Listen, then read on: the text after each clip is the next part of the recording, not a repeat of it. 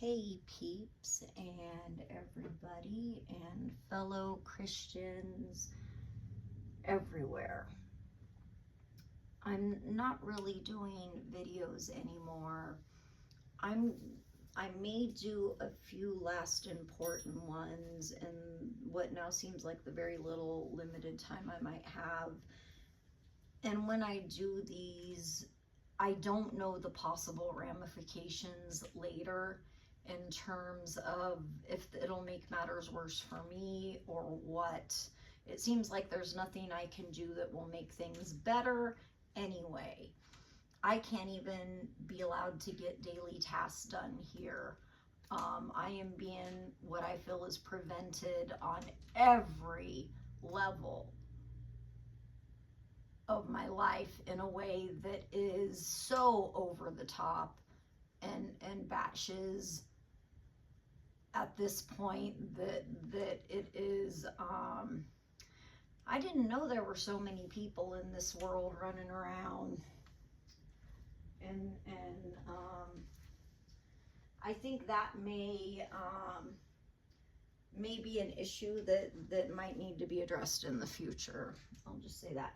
So this video is gonna have some detailed stories, and the sole purpose of this video is because if anything happens to me and this information is not recoverable later, it could be lost to history in a way that could cause serious problems in the future for a lot of people. And so in the spirit of making sure that recovered historical and religious, like lost to history stuff, isn't completely lost, I'm putting this down in the history books, you know, and so that if it is ever needed again, because it might be, that nobody has to go through what my family did. This is the story of how I, at a very young age, like in the movie Little Buddha, earned my religious titles. What they mean. So because my whole life, I don't know that people fully even understood what these titles mean, why I got them, what it took to get them, and everything that my family, back then, people who were still alive, had to go through just to figure out what to do. So the story starts with a young girl born in the 70s named Melissa in a line of descendancy that goes back thousands of years. We call it the Holy Family bloodline, and within the Holy Family there's a few possible different branches, one of them being the Grail branch, the Grail line. This line, they say, is directly descended from Jesus and Mary Magdalene. And I know today it's still highly debated whether or not they have kids, and I've already addressed that before on many occasions, to which I say he was called a rabbi as one of Jesus had many titles. Some of his titles included Lord of Lords, King of Kings, the Messiah, which is the highest title on the religious side of our family, like in Christendom from the early Christians' days. And only one, I think, in history may have ever attained that one, and that is because he was born under the right conditions and was, in my opinion, very obviously the one sent by God for a very, very important life mission for humanity. He was also called the light of the world. Mary Magdalene was called the chief apostle, the queen consort, and the Holy Grail. So those were amongst her official religious titles back in the day. Now, here's the thing. We just had to spend some of it in hiding through history, like after the crucifixion when we fled to France and resettled there.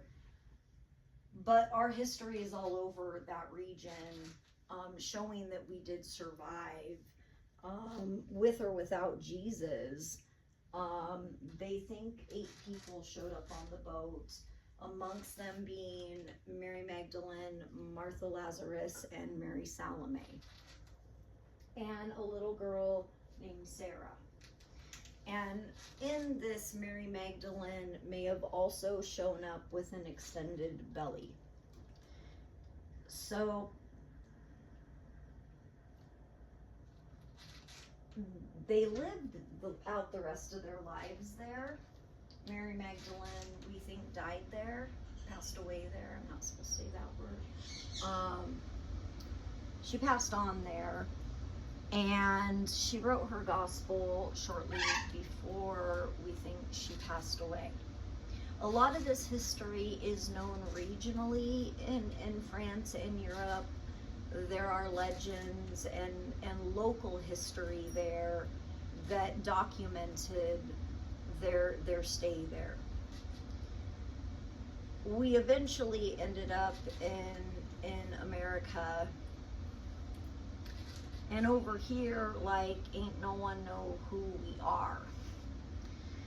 My grandfather, my late grandfather, had to survive the Great Depression. He was a Depression-era kid, and during that time, the sole focus for impoverished families struggling through that time was mere survival.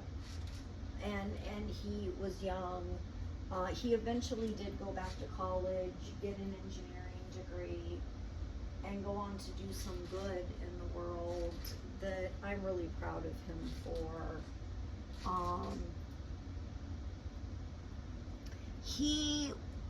Sometimes people in our, here's the thing, when I was born, weird things started happening. These little miracles or weird, I guess you could call them supernatural phenomenon, except not exactly, like things that I was doing as a small child were occurring. And when this started occurring more frequently, it started getting everybody's attention. There was someone in my family who got very confused, or seemed to be, trying to figure out all number of possible scenarios. Is she demon possessed? Are we haunted? Is it aliens? True story. As a little infant and toddler, and it got to the point where at some point everybody had eventually seen something by the time I was a toddler or very young, 4, 5, 6-year-old. And there were times, like I remember feeling born. I remember before I was born, when I was still in the light, and I was being told that I was being sent on a special mission, that it was super important, that it might not go well, that that I was the best one for this, and that there was a hope that people would listen to me. Most people don't remember the moments right before they were born. I have whole bunches of my life I don't remember, but I have that little snippet of literally floating in the light, my soul was, and then traveling back through the tunnel into a little baby body that then came out of my mother via a C-section,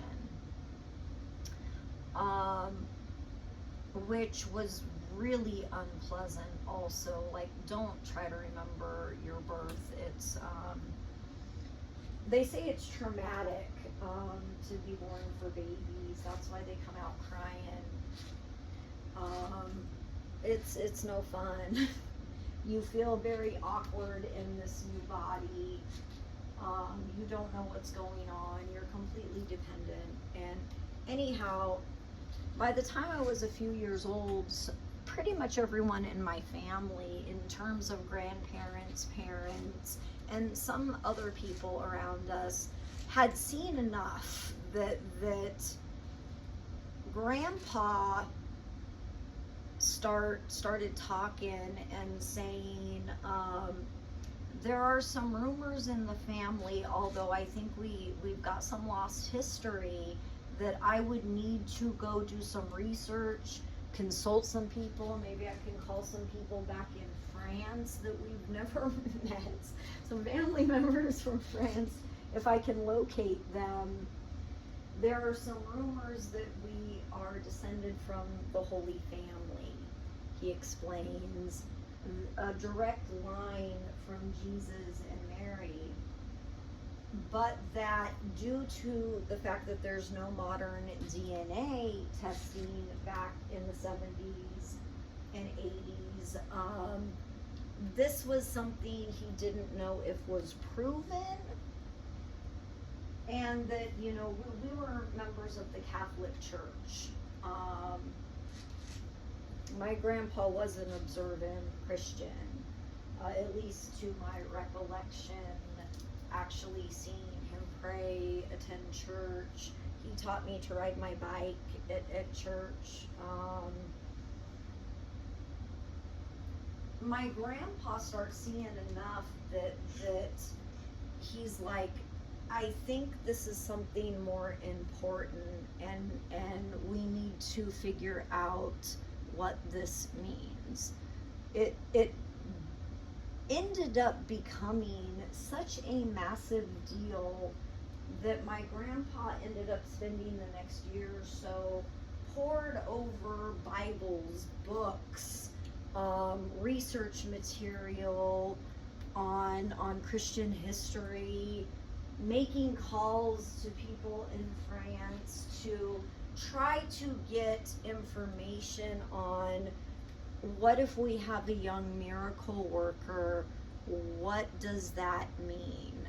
What do we do? And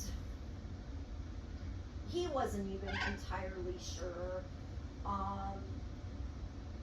And as he got little bits of info here and there, it turned out, like, at first no one knew exactly what to do. People were like, wait, what do you mean? A miracle work? Yeah, like Jesus, actually. We've got, one was born, and we think this means that there's some ancient traditions and protocol, but I'm not sure what they are, what it entails. All we've got are some sparse family rumors that we're unsure of because we're in a different country sort of sitch, and this hasn't been a thing.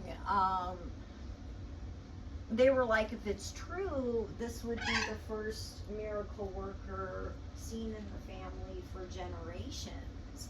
And he comes back and he tells us this, that this actually is a much bigger deal than anyone anticipated. And as he continued to ask people, can you reach out and find out?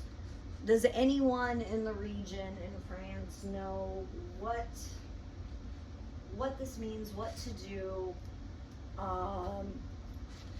And it turned out that he found out there were some family religious titles and religious protocol specific for our family and Christendom, Christian religious titles, you know, like Lord of Lord, King of King, like things mentioned in the Bible. But that in order to qualify for these titles within the larger family, and I don't even know how many are still alive today, and there's also lines that are not direct descendants. There's extended branches that may not qualify for these things, but that are interrelated. And then there's possibly some cadet branches which also invalidate being able to hold a title, including a royal title, within the family, due to how the lines of descendancy work, and that there were not many, they didn't even know how many actual direct line descendant branches there could be. We heard at one point that there could be up to 2 to 4, like they weren't sure, like there could be 2 to 4 only left in existence of very small families somewhere in the world, that would be considered direct descendancy Grail line, when it was all said and done. And that these titles had not been bestowed or transferred for a long, like nobody's had to do anything or known to do, like people had to ask each other, ask around, and next thing I know, I might qualify for some religious titles that would make me a religious figure, and I'm just a little girl.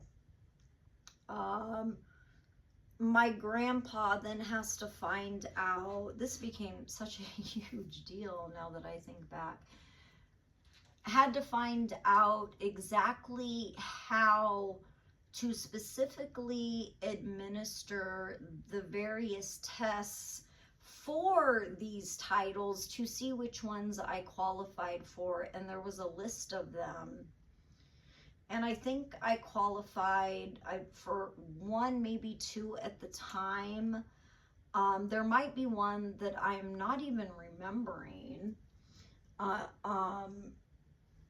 And one of them involved producing miracles. How many can you produce that are historically documented as having been done by members of our family, like in the Bible?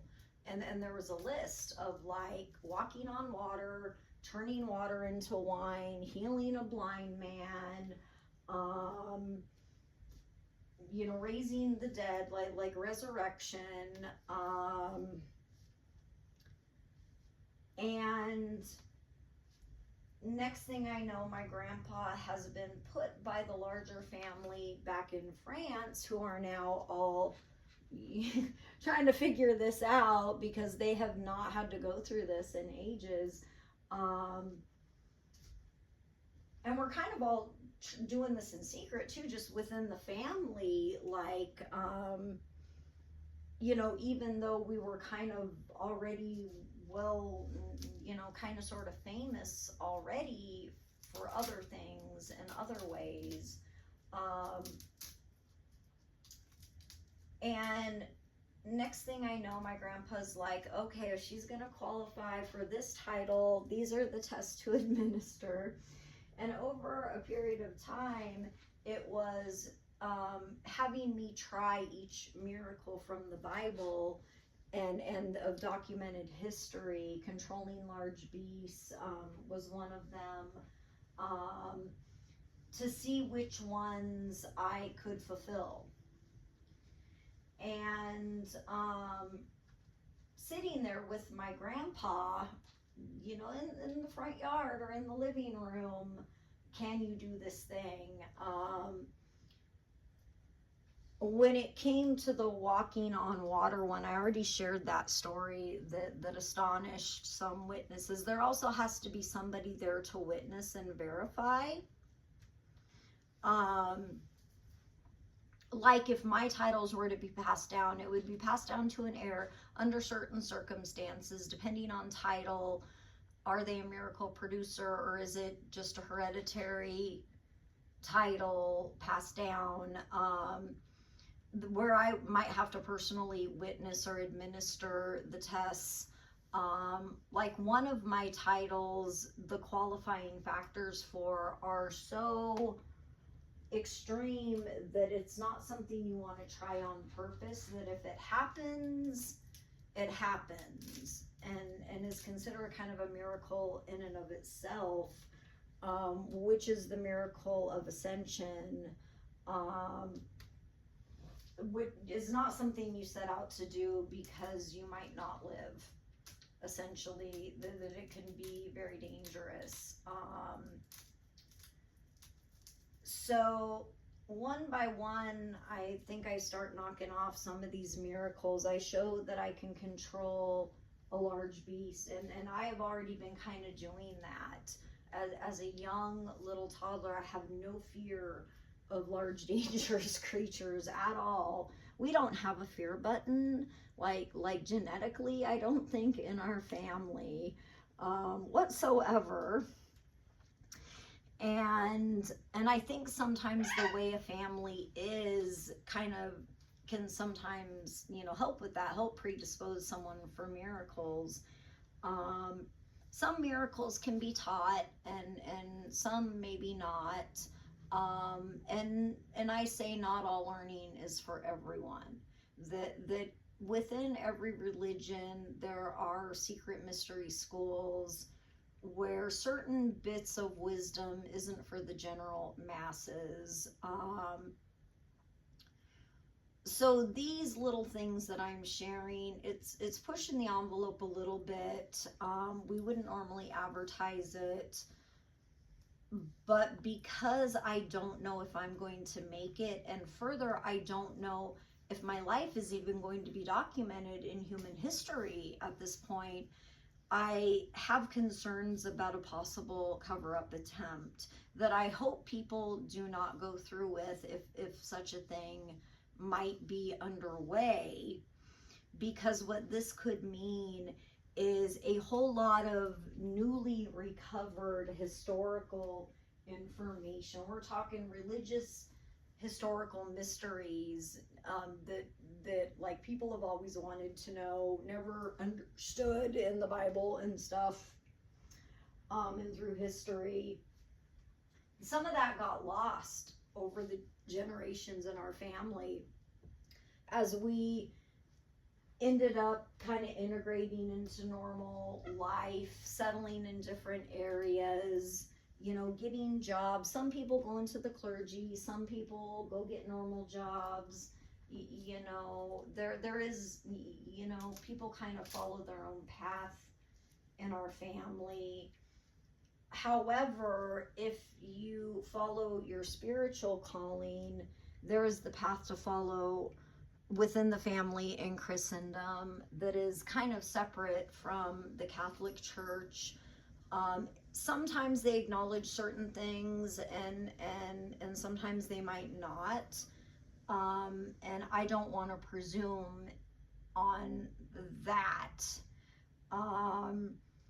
They did investigate one of my miracles, and a bishop he was brought to tears and said that it renewed his faith in God, as he sat there with tears coming down his face. Really amazing gentleman. That was a blessing to be able to meet. There is this in the religious figure community, whether you are a priest, a title holder like me, a guru, a monk, a Dalai Lama, or a pope, there is a general kind of unspoken respect code of conduct that it seems like all of us religious figures just naturally have and abide by with each other, even if we're different faiths. Which, when I next say that out of all the people I've met in my life, by far it was other religious figures that have shown me the most respect. I do not know all of them. I have not met all of them. a select few maybe, when the need arose, as in I wasn't going out there. I did want to start a ministry. I did want to kind of come up with our own church, our own kind of Grail church, where we maybe updated Christendom and humanity on where we've been. Hey, we're still here. Here's some additional information, if it helps you deepen your faith. Historically, there's been a debate on whether if Jesus had children, would it negate his divinity? And to that I say, any special family that has special abilities that seem to be passed down hereditarily, you would think it would be of their utmost importance, just logically, to ensure the continuation of their family line, just like a royal family would, where ensuring there is always an heir at all costs. Through history, to me, I get the impression that since the Bible documents so many births and whose children and stuff, that has traditionally been important, in terms of documenting for historical purposes and for Christendom purposes. So some of this information I don't want to get lost to history, even if not everybody in Christendom acknowledges that the Grail family was still here, had kids and modern day descendants. I have personally seen enough proof that I am a firm believer, and I can pretty much assure you that this just might be a missing part of history, that like I said, there's whole bunches of history on early Christians and the Holy Family that when the Bible was put together, it was comprised of a number of regional texts, as in early Christians had various different practices and sects in different regions. You had the Essenes, the Zealots, the Gnostics, and in every area they had their own religious texts that they followed and abided by, and that were kind of the rules of their region and how they practiced and sometimes ran their societies. When the Bible was put together, everybody all over was able to submit their best texts for consideration and inclusion in the official canon. Some made it, some did not. So we are also mentioned in some non-canonical texts. Certain sects of the faith, like Orthodox or whatever, might acknowledge certain other non-canonical gospels about us that, like, Catholicism does not. So it can vary when people say the Bible is God's definitive, one and only, fully complete, accurate, never changing. To that I say, humans had to write it down. God is infallible, but humans are not. We're made in his image, but humans can make mistakes, and sometimes history gets lost, and sometimes the way people interpret things can vary a bit too, and that does not mean that they are all incorrect either. That simply put, this is how that particular region and group of early Christians practice Christianity, and it may vary from this group over here. So I have a big problem with the feeling like LGBT people haven't been traditionally welcome in the Christian faith,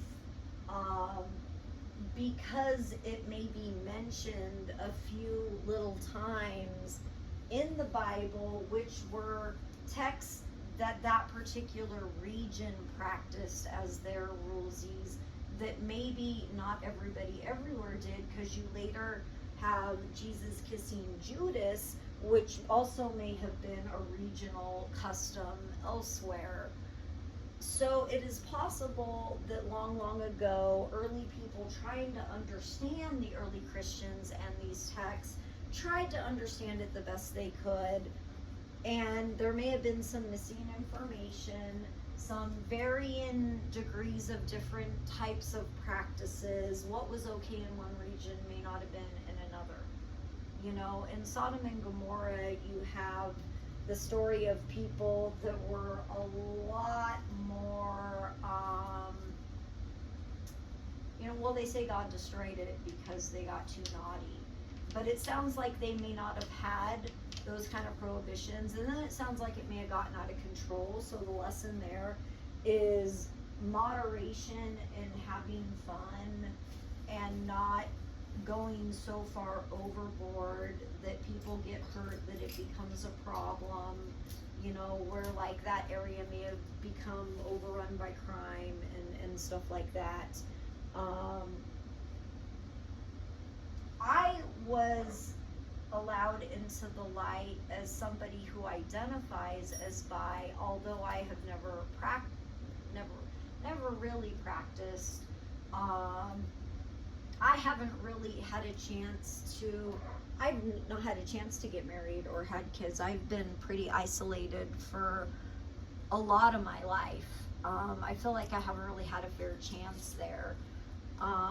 But regardless of how I identified and how I felt inside, which I also did not believe was inherently wrong or evil or a sin either, I had been that way that I knew of myself. I came out by the age of 8.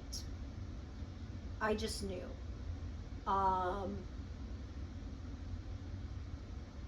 Whether or not I was born that way, I'm actually not entirely sure, because a young baby isn't always thinking that way.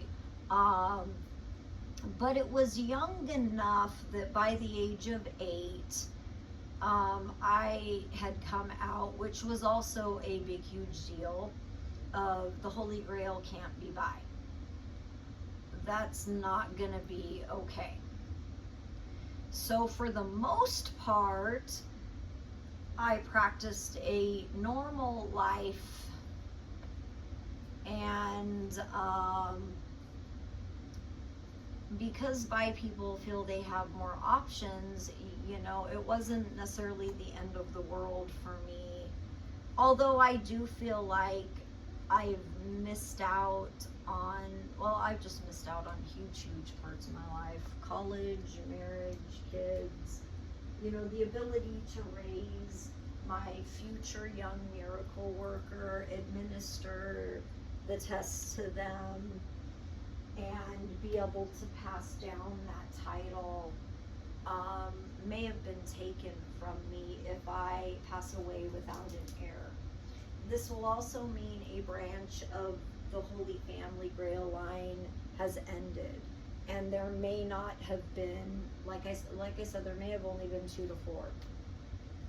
So after I pass the miracles tests and earn a couple titles, I think,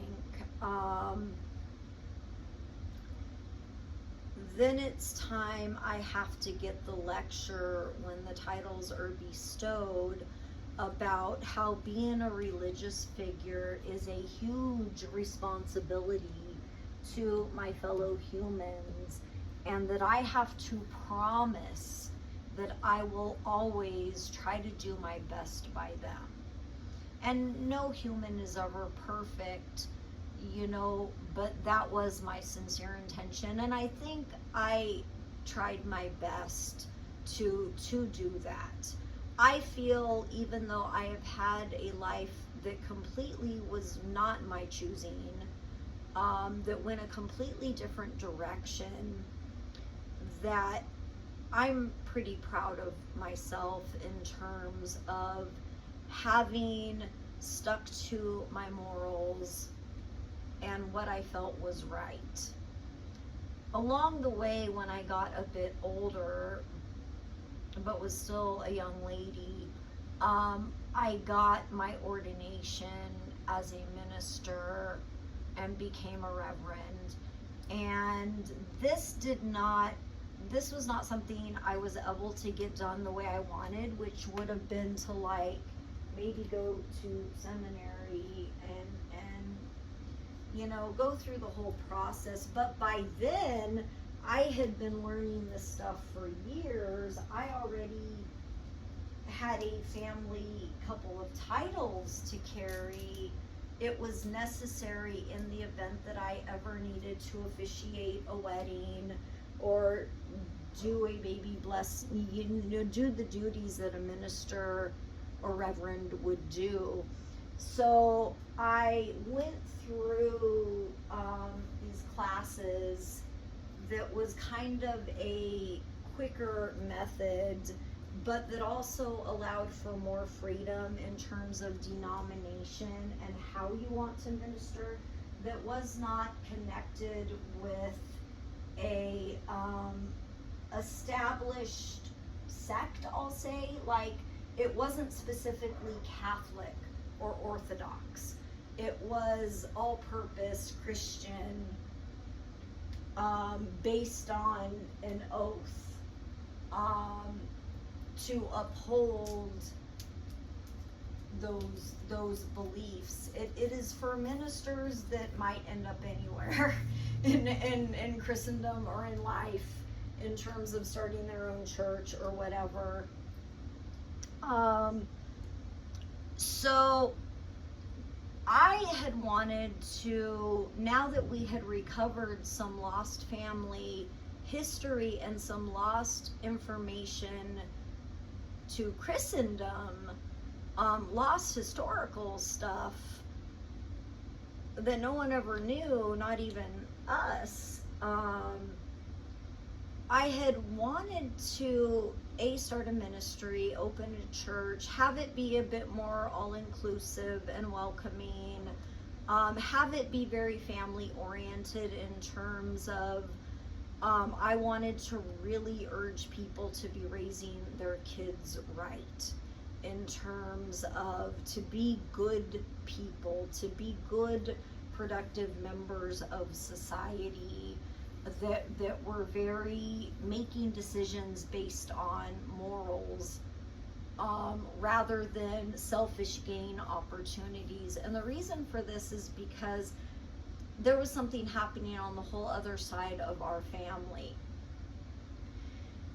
where they have their own entirely different way, protocol, titles, and it is called the MOB.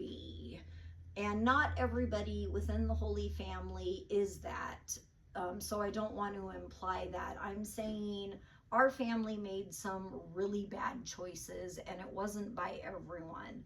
It was maybe only by a select person or two, that Grandpa had wanted to start a family brand that would see to the longevity of our Holy Family.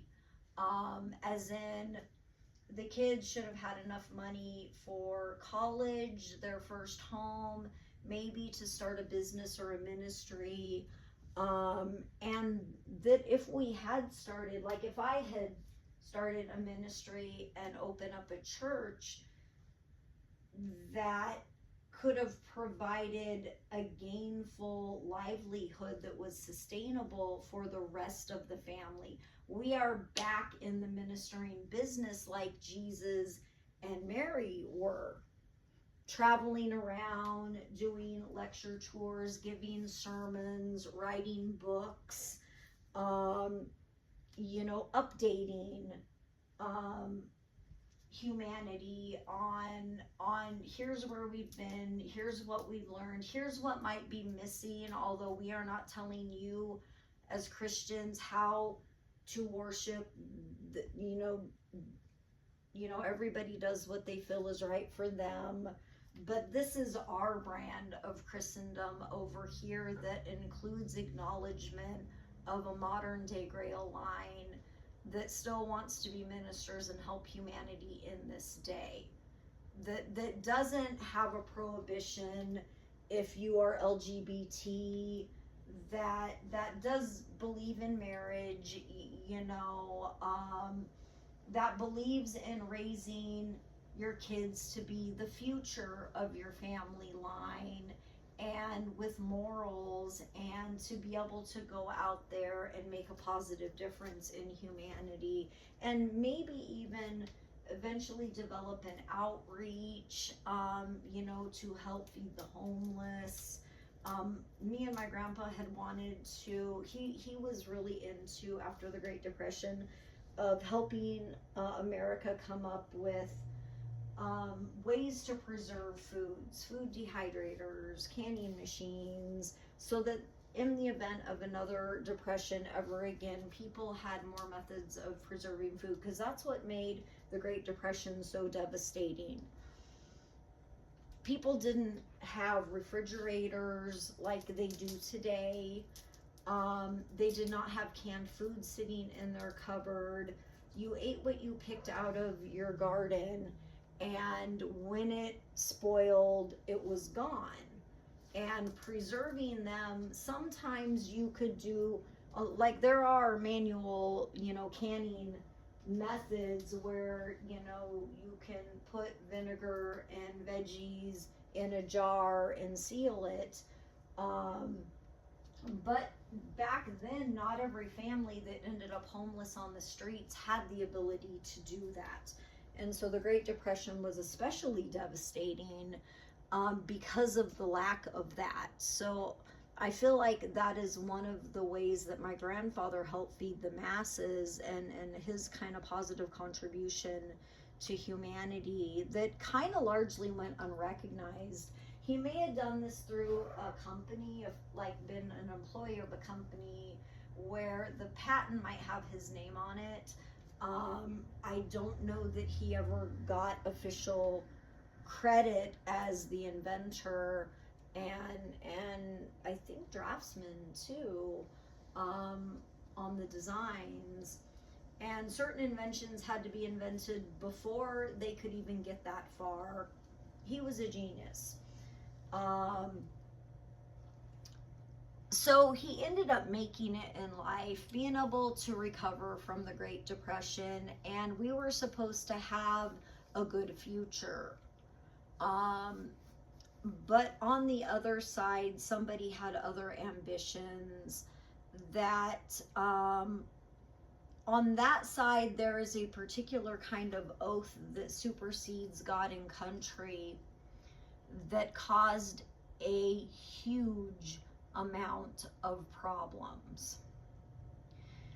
One being an oath that supersedes God and country in the Holy Family. And what are people compelled to abide by if you have a titled religious figure and an oath that supersedes God himself? Yikes. Most people, or many, just in life thereafter may have had the impression that their oath meant that they held more power over us on that side than the religious figure, the titled religious figures. And sadly, that was not the case.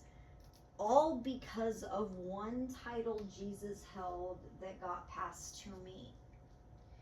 This one title, and this is why I'm explaining all this stuff, so this stuff never gets lost to history again and ever has a chance to devastate another family ever again. This is important stuff that next time a Holy Family branch discovers they have a young miracle worker and don't know what to do, this is how it's supposed to go. And if you care enough about your child to do what my grandfather did for me and do the exhaustive research, track down your extended family members halfway across the world, and literally manually figure it out. Because trust me, if that happens, your family has got some extra blessed challenges that can, if that child is allowed to do what they're meant to do, can be the biggest blessing for your family. Like in terms of, you could have a better life for everyone and never have another want or need again. But only if people will honor that side, hold it sacred, not ever lose this information, and do right by their child. You know, I love my grandfather so much for putting in that much effort for one little girl. I was not the only kid in the family, but I was kind of his special grandkid, which I think also caused problems too. But given the nature of the we haven't seen this in generations situation, and grandpa not wanting to pass up a possible better future for the family that he worked so hard for, and going back to college and saving money, he did that for us. And I feel like on the other side, that there was absolutely no respect for that, and that because of an oath, that could simply not be tolerated. And there were drastic changes in our family that were so devastating to us that if our branch ends, I would never want to see that happen to another endangered branch again. Make no mistake about it, there are not many of us. We are considered an endangered family line. What this means is that all the people in your life, including your city, state, and country, should do their utmost to preserve endangered family lines where there are two low numbers. An endangered tribal line, you know, it should be protected in terms of whatever it takes. If that family is ever in trouble, you do not let them pass away, which I also feel was not done here, and may have made all the difference in the world if now history is changed forever and millions of Christians never benefit. Whether they wanted to accept us in their own belief system or not, I believe that all Christians should have that choice. You have a choice of which sect of Christianity you feel is right for you. And because we are a country that believes in religious freedom, I would not be so presumptuous. Like, I've met people through my life that were darn sure, as I was standing right before them with my genealogical proof and titles, that there is no such thing as Jesus having living descendants. Who would passed up opportunities of a lifetime to learn more about God, deepen their faith, and broaden their horizons a bit. And while I will not sit there and argue with someone if they don't want to believe what's right in front of them, enough people saw my miracles that most of the people we encountered in the city, like, it wasn't really a secret, it was kind of an open secret. People knew we were the Grail family, and every once in a while, you know, kids and friends, yeah, she's the Grail descendant, you know, she's the religious figure over there. But I feel like for the most part that was not treated with any level of respect or even caring to make sure had any kind of good quality of life. That like when it came to issues within the family on the other side later, where some of us ended up possibly suffering horribly, no one intervened to help us, when that may have now cost us our family line. It may now have cost all of Christendom. It may now affect human history from now on. That it was that important. And I get that that doesn't happen every day. You know, the set of circumstances in our lives and in our family is so unique and rare that it's almost understandable that people would not understand the gravity of the situation, not understand what was at stake to humanity, human history, and an entire faith that has been here for thousands of years. There were times I tried to impress that upon people, and, you know, to varying levels of understanding, acceptance, and you know, while a lot of people in our lives just got very used to it, where these are people I'd call believers, and people that it wasn't a problem for them, that they just took it as fact. Here she is, she's in our life, she goes to school with us, you know. Sometimes you see her at dance competition. Where it really wasn't a big deal. In a lot of ways, I thank people for providing some sense of normalcy in what was a very, very strange, unique upbringing and life experience that no one can prepare you for when you're the only one. You know, because that was the other thing here, is that there was no one for me to talk to in terms of being a little girl coming to terms with now being a titled religious figure too. That like, who do you talk to about that? Who else can do miracles around here, that when you have a day where your miracles don't go right, that you have a support group or someone to talk to? There is no such thing.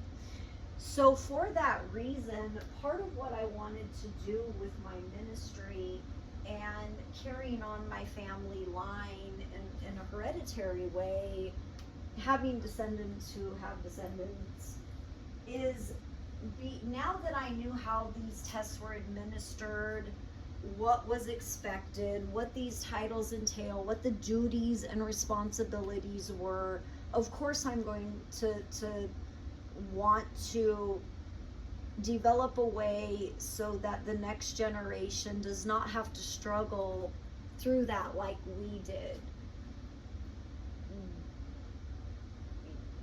So one of the things I wanted to do was develop a type of knowledge preserving curriculum within the family that we never got a chance to do, hence why I'm making these videos. So that if it happens out there anywhere else in the world in the future, and you wake up to your child in the Holy Family, like say you know you're from an extended branch, you wake up one day and whoa, what did your child just do there? And oops, it happened again. And oops, now, how did this happen at school in front of everyone? What do I say to the teacher?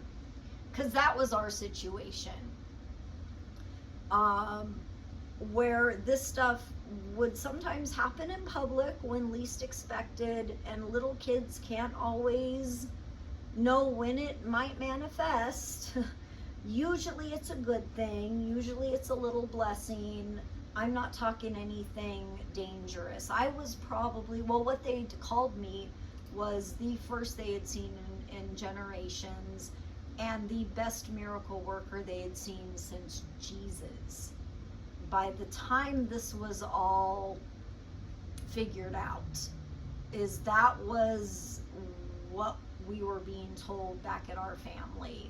um, which really made me feel really proud and like I had a strong future to look to. Like I knew what I wanted to do and it just felt right. This felt like what I was meant to do with my life.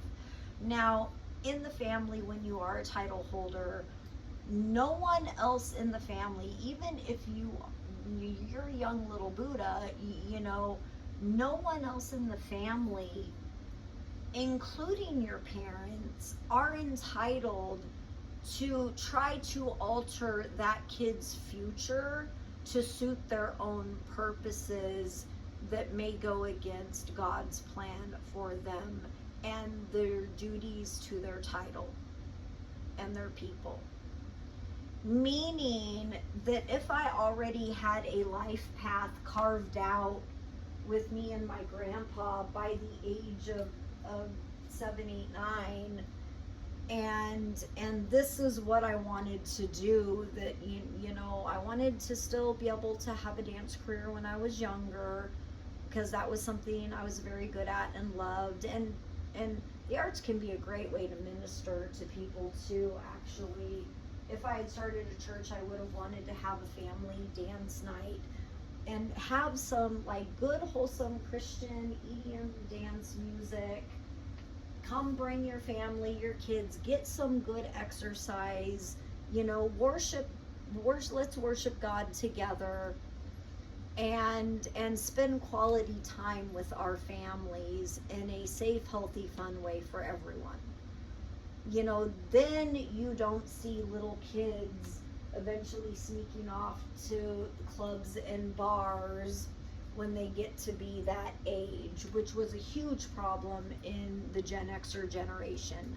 By the time we were 5, we were so bar fluent that one day I left kindergarten and was heading down to the local pub to meet my beloved friend and hopeful life match AP, who was a phenomenal dance duet partner, a super duper hot guy that I was madly in love with from the moment I laid eyes on him.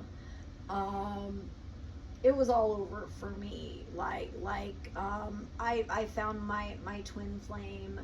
I found who I would want to go forward and run a ministry with, and we were both young performers.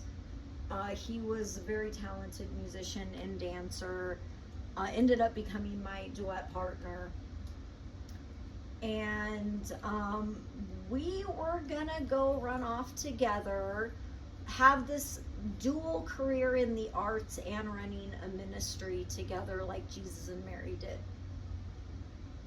You know, he was going to be like my consort, and we were just going to go do that.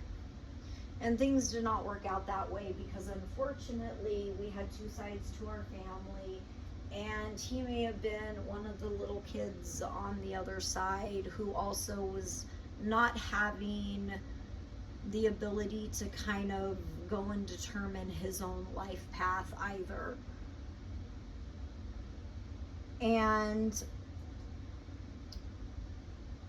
so what I wanted to do was develop kind of a secret, or within the Holy Family of title holders and practitioners, you know, who were ministering and carrying on that religious side of our family, develop a curriculum of, this is how you identify a small child, this is how you administer the tests, this is how you can help them safely hone their abilities a little bit, if they're struggling in an area, and so that way, if it happened again, and see, to this day, I don't know how many more of me there are. I may have heard there may have been one other little boy that may have had one miracle to his name, and I may know of one other, but we are not talking, we are talking like the one rare occurrence rather than this is happening in the middle of school, out there at the park. With me, it was almost it was almost a problem, not just for adults that were trying to raise kids and teach them, but it was sometimes frustrating and confusing for me too, to understand what was going on, why it was happening. Was it me doing it? Was it God doing it? Were we doing it together? What caused it? What was the trigger that made that happen? Can I repeat it? Should I repeat it? And a kid like that has no one to talk to and no one to learn from. So if we had developed a method within the family to have what I would call a curriculum for identifying, administering tests and titles, helping to safely train at appropriate ages when necessary, because most will not manifest. I don't know that it is super common. In Jesus' time,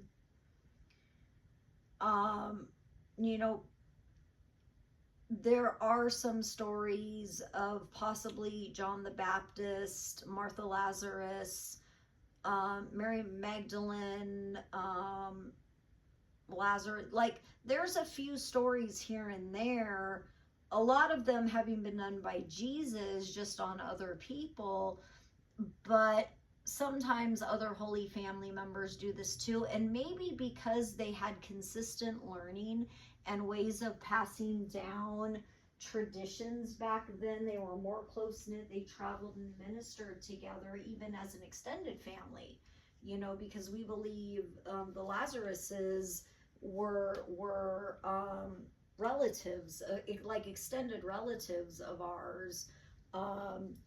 So clearly back then, more than one person was able to manifest miracles on occasion. Not that it was, necessarily an all the time, every day, occurrence. But I think because they were under Jesus' ministry, and because learning was passed down from generation to generation back then, that they must have had a way of identifying it, teaching it, training it. Some miracles might be possible to be taught, while others maybe not. And which miracles manifest in which Holy Family descendant also widely vary. You might get one that can do 3 different miracles, and over here you might get one that can do 2 completely different ones that aren't even the same. So it turns out, we kind of call it the gift, and it turns out how the gift manifests, when it manifests, is widely varied. And I thought it would save the family from ever having to go through what our family did, and trying to understand, come to terms with it, figure out what to do. It was a miracle in and of itself that I finally got identified, administered the tests, and given a title. That this very easily, if somebody had not been willing to put in so much effort to make that happen for a small child, believing in them, it very easily could have been a situation where that kid grows up going into normal civilian life, unfulfilled, because they feel they are meant for something greater. Sometimes they can do these things, but no one really gives a heck. And they feel they've got to fit somewhere into normal society that doesn't feel right for them, which can also, we feel, hinder God's plan. We feel that God put a number of special families on planet Earth to help guide humanity through history, and this is why I have so much respect for every other faith out there, pretty much. You know, every other, you know, bona fide, you know, historical faith. A lot of them have taught me a lot, and I believe that Jesus learned a lot in his travels from various traditions and faith and various regional practices of various sects and stuff too. That he was open-minded to learning, because face it, you're born in the Holy Family. How do you learn demonology to be able to do what Jesus did with the 1,000 pigs? Like, say you're in a village one day, you're a Holy Family title holder and miracle manifester, and you're on a vacation in some faraway place, and you come across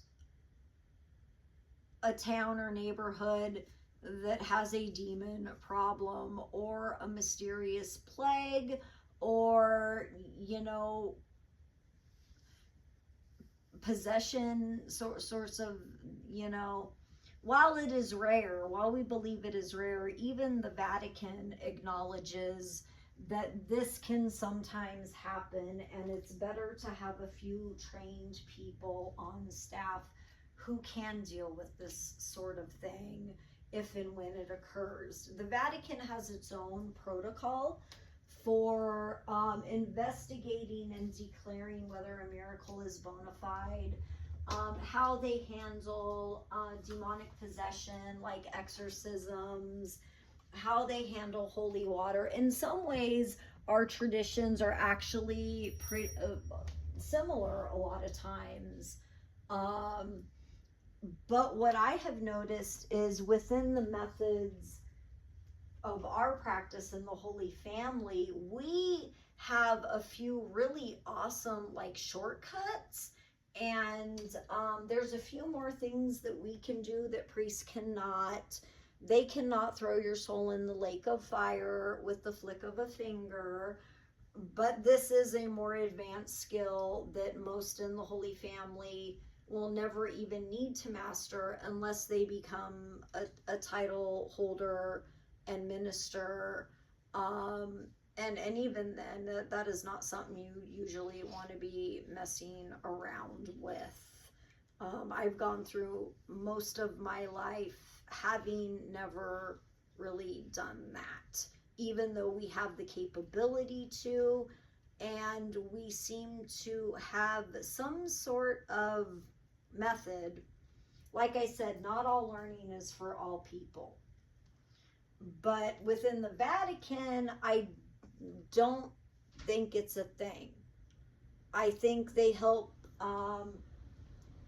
grant forgiveness for sins, help grant salvation, and I believe they believe in repentance and atonement for sins, which we do too.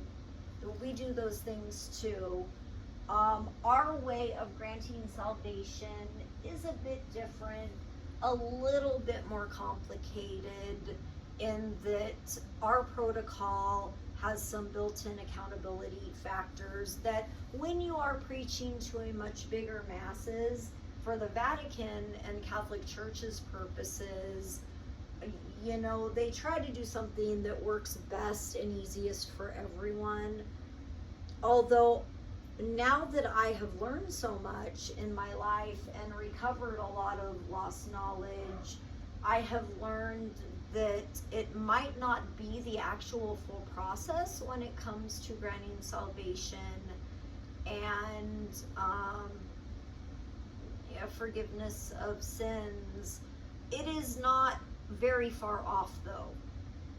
It is just that our way is a little more stringent, and if they held everyone's feet to the fire absolutely to follow all of the spiritual laws, that, you know, ideally you want to keep people coming back to worship and make it doable so that it doesn't, you know, that it's not an extremely heavy burden, that every time you commit a sin, you got to go through this process. So they kind of have a simplified process. Whether or not it works,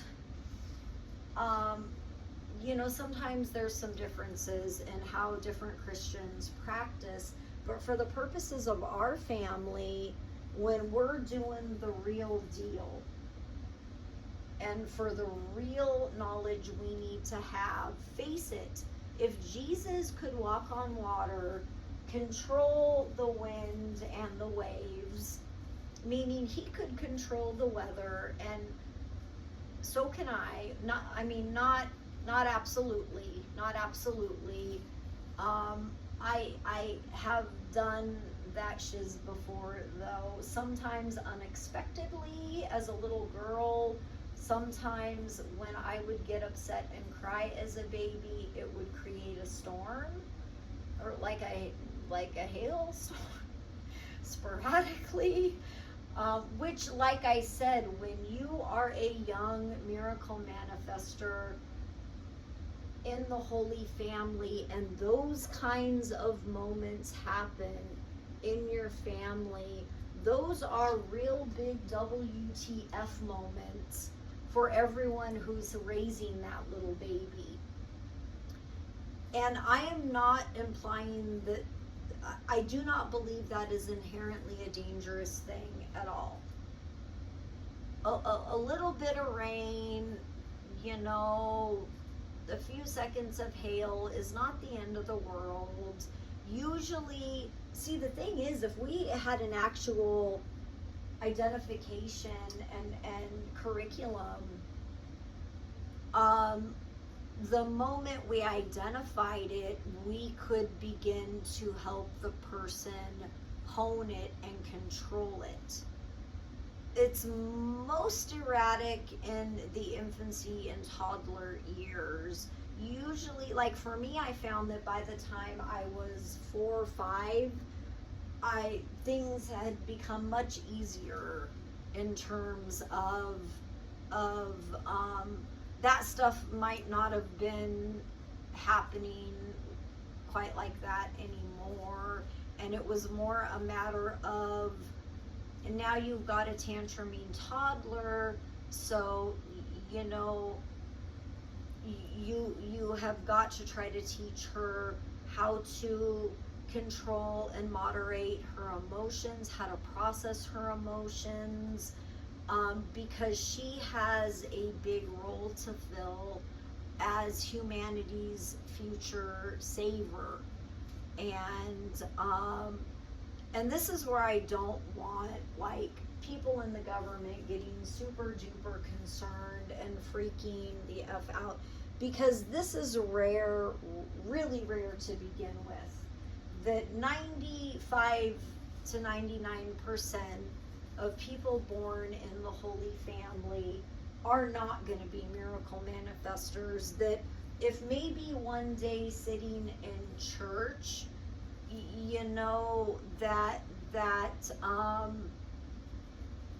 they bless somebody for a healing, that's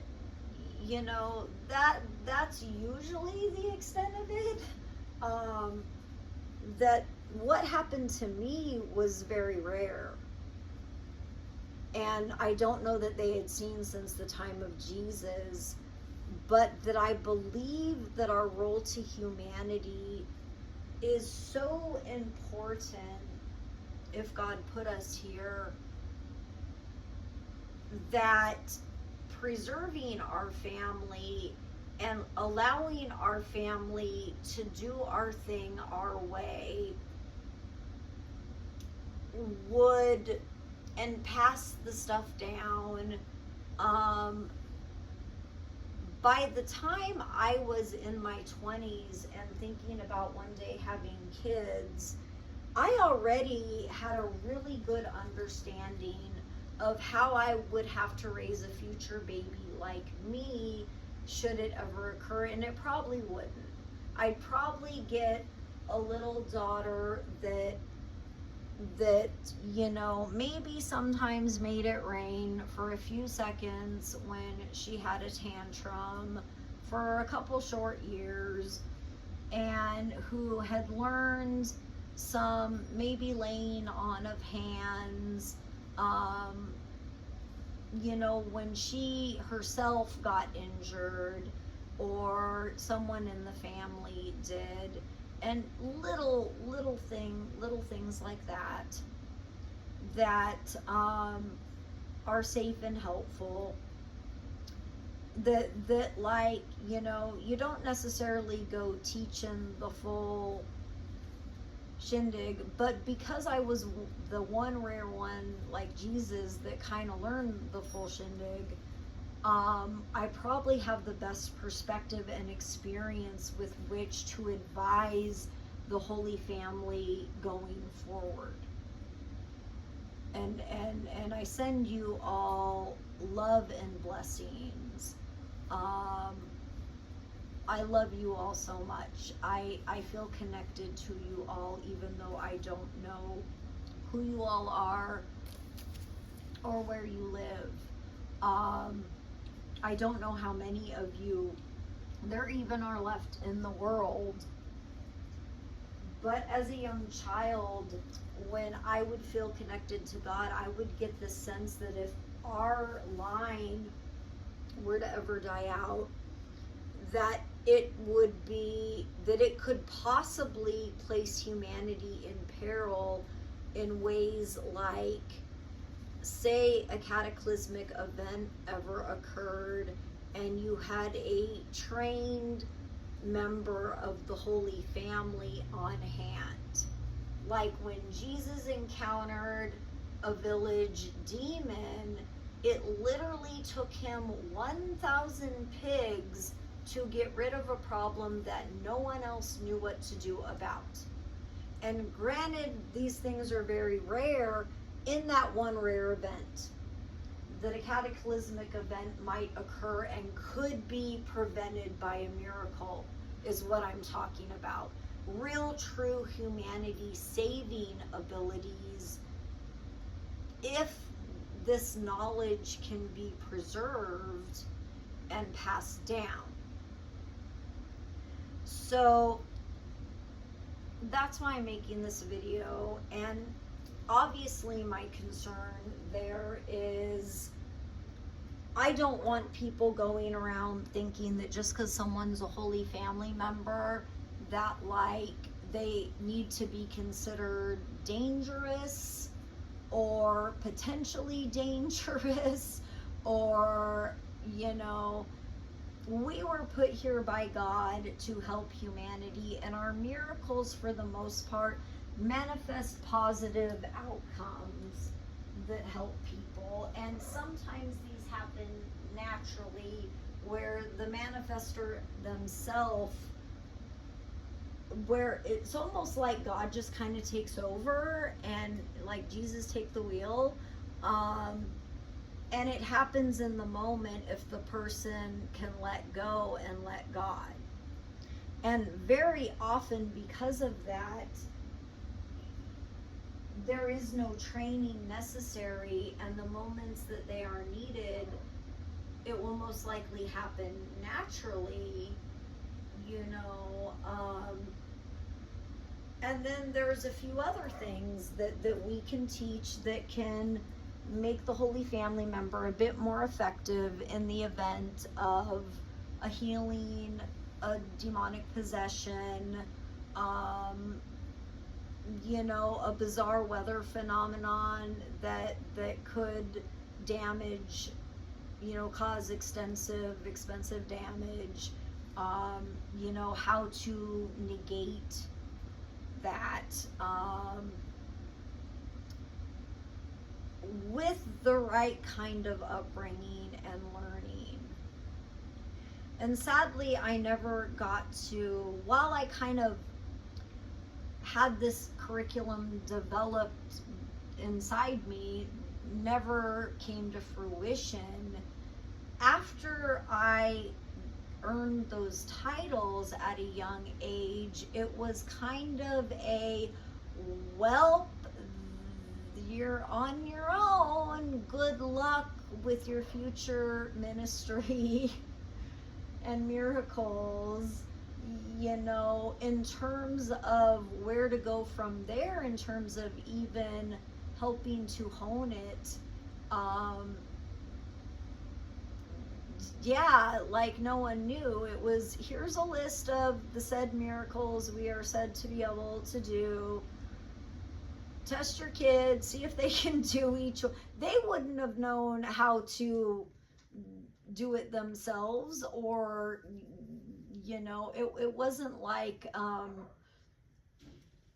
you know, this was really being practiced, where there could be an expert in the family that could go to that family in need, and okay, you got a little manifester, you know, let's do some tests. These people are not dangerous, you know. These people, if treated right, if given a chance to have their lives, and if the knowledge can be recovered and preserved as I am passing it on here, the next generation of the Holy Family, should this ever occur again after this video, will hopefully have a much easier task. Now, because I hold two titles, I should explain what they mean, and what they're about, and also what happens to them once I'm gone. Since no one out here seems to understand the gravity of the situation to all of humanity, or even simply how to be compassionate enough to go help a neighbor with her trash, let alone save a human life. The people out here are very different, and they seem to have a whole different agenda, and that's a whole different matter. If anything happens to me, this information is critically important that the rest of the Holy Family, wherever they are in the world, and Christendom in general, like this is maybe information that even the Vatican should have. And I don't actually know what the extent of their information is when it comes to, you know, various parts might acknowledge certain things and other parts over there might not. We have the utmost respect for them, because I think because of them, people are trying their best to be good people in life and honor God and to do good in humanity. That hopefully, if humanity ever needs saved, it will be the good Christians of the world that end up being the ones to tackle that. You know, after Hurricane Katrina, you had Good Samaritan volunteers literally traveling across the country to go down there and pitch in, which I don't know that we have ever heard the likes of happening again, but really touched my heart that people just up and left their lives at home to go down there for 2 or a few weeks and just start helping wherever they could. You know, help people dig their stuff out of the rubble, help rescue people off their roofs, you know, help get stranded people somewhere safe to sleep and some food. That the eventual rescue efforts were really touching, and what I would call very Christianly.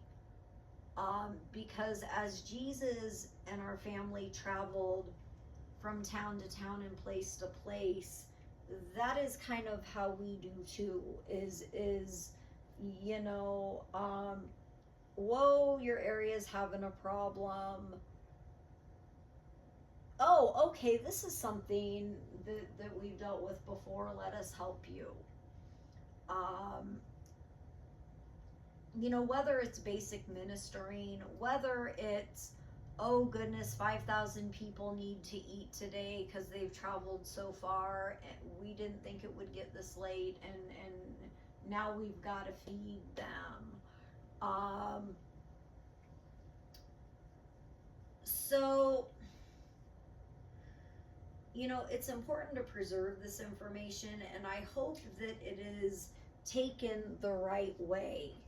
The last thing I would want is for anyone to see our family just because we have the occasional miracle manifester as anything dangerous, or also as anything to ever exploit. Because here's the thing, we believe we've got a mandate from God that supersedes all of you. Our mandate is, when we talk about oaths on the other side superseding God and country, that come before God and country, if it came down to it, our mandate from God supersedes even you.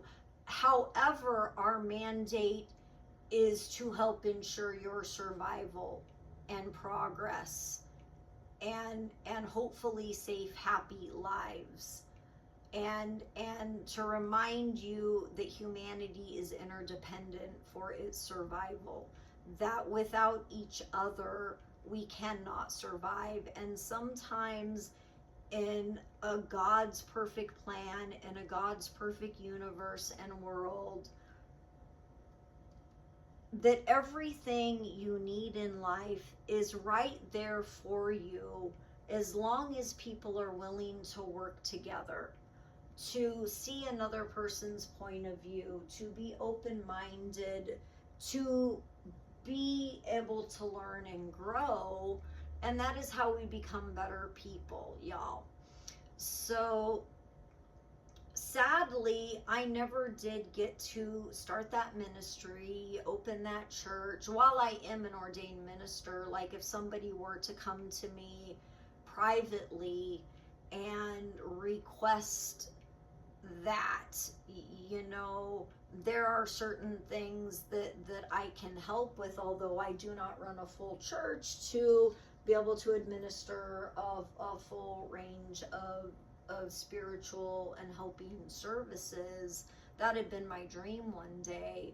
And then to kind of update the world and say, okay, it's not like we would have been going around doing miracles everywhere, but like, here's the Holy Family version of Christianity from our perspective, having been there from the very beginning, having helped carry it for you, and having been there to help humanity through thousands of years of human history.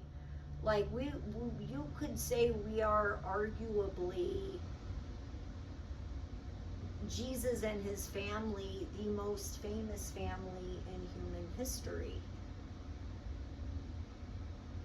And when you're a little girl, to kind of come to terms with the heaviness and responsibility of that, and understanding who you are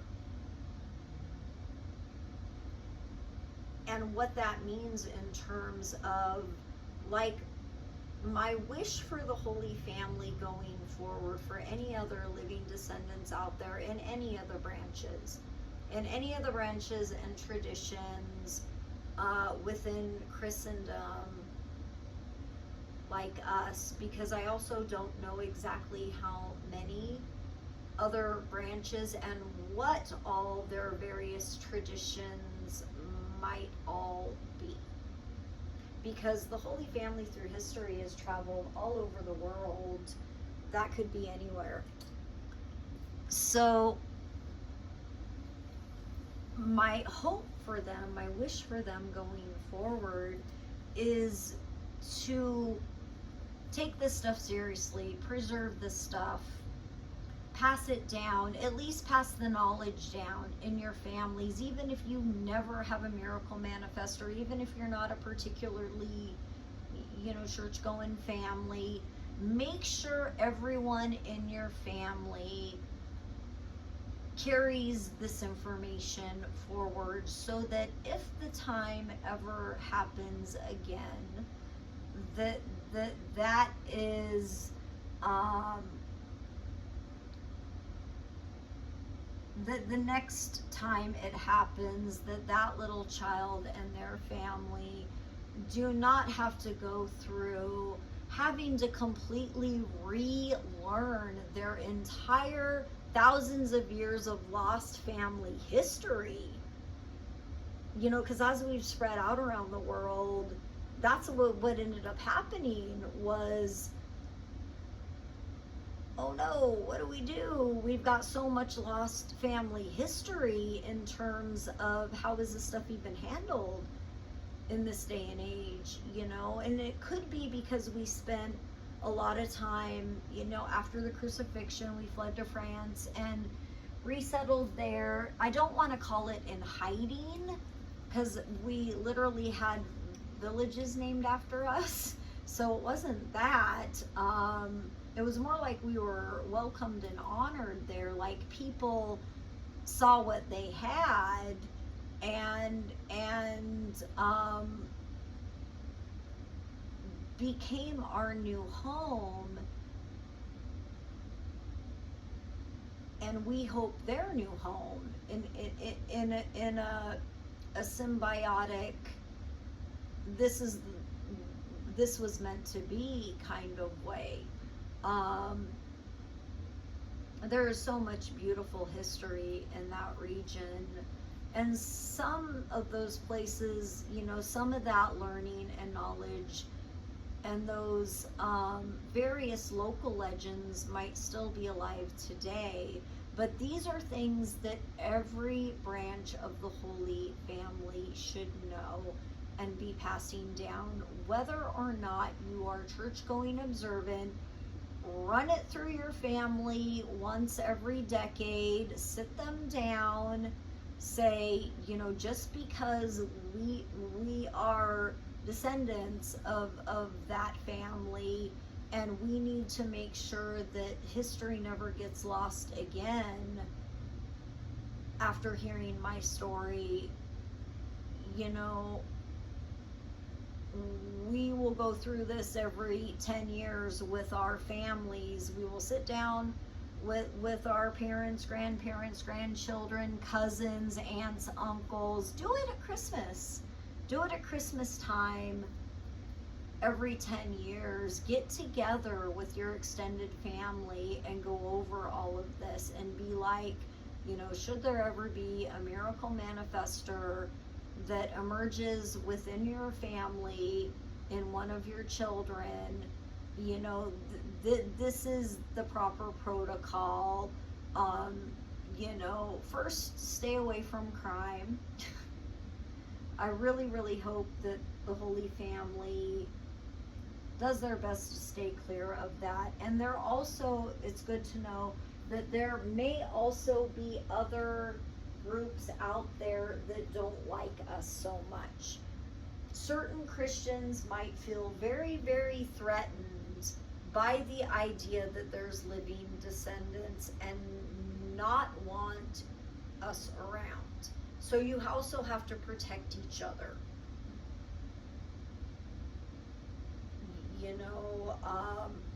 There is also a tradition on the other side of the religious spectrum of a group, I don't even know if it's an organized thing, or religious observance.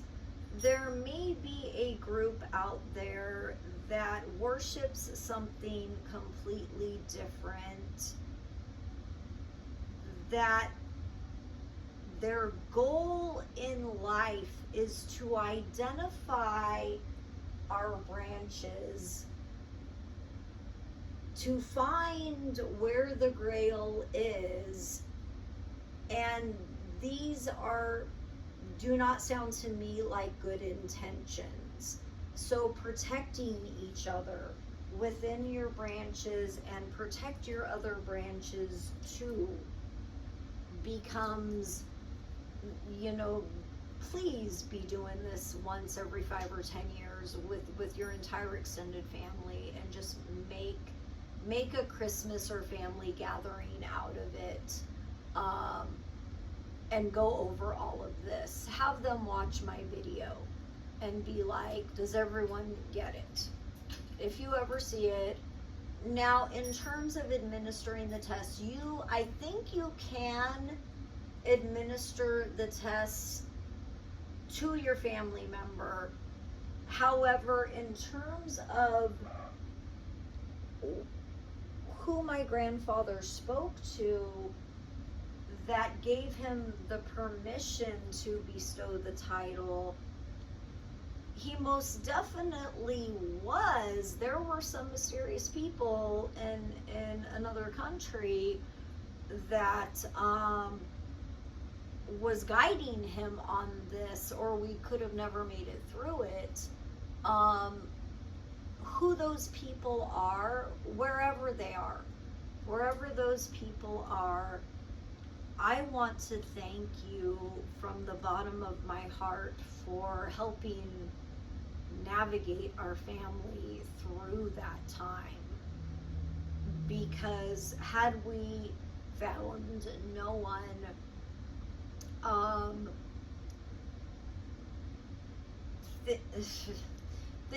things would have been a lot different. They didn't end up going well anyway, because in our family, these two various sides, the one with the oath to God and the one with the oath that thinks it supersedes God in the country, could never come to a meeting of minds as to who was trampling who and who deserved right away. After a lot of research, a lot of learning, a lot of personal life experience, the one thing I have learned about my titles is this: the Grail title is meant for a female heir of the direct line of Jesus and Mary. The title of the divine is meant only for the few people who have managed to complete their ascension, like Jesus. There are 2 or 3 different forms of qualifying ascension that can range from having a near-death experience in a coma, where you go into the tunnel, go through the tunnel into the light and come back with a profound story saying that you think you brought back the divine light with you somehow, and now you have yet another unexpected thing in your life. I have really had quite the life, haven't I? Which occurred to me that I survived a coma and my soul did leave my body, and that did happen. And upon return to my body,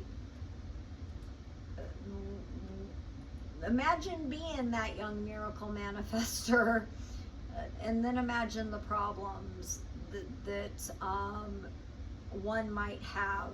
You have a very injured body, you're in a lot of pain. There is actually a set amount of pain that your soul can handle before it will start trying to kick and scream and claw its way out of your body, believe it or not. And most people will never experience that level of physical pain in their life. But it is possible. I have learned in the worst way. I've had to learn this in the worst way possible. and you do not ever want to go through that. But this is something that can happen to a Holy Family member too, unexpectedly, is a near-death experience. Your soul comes back and you go through some unexpected changes called, you used to not be a miracle manifester and now you are. And as an adult, are like where I was as a toddler of, oh, what the hey, what is happening to me? How are these?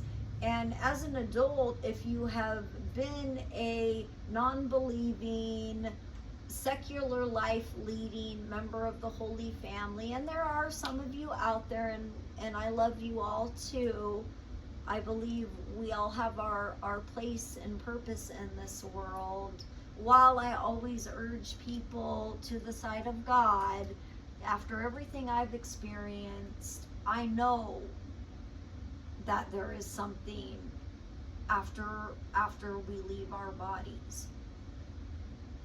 But so sometimes when your soul comes back into your body, and this is learning I had to get from a whole different set of spiritual helpers in life. I have had to learn from so many awesome people, and I thank every one of them.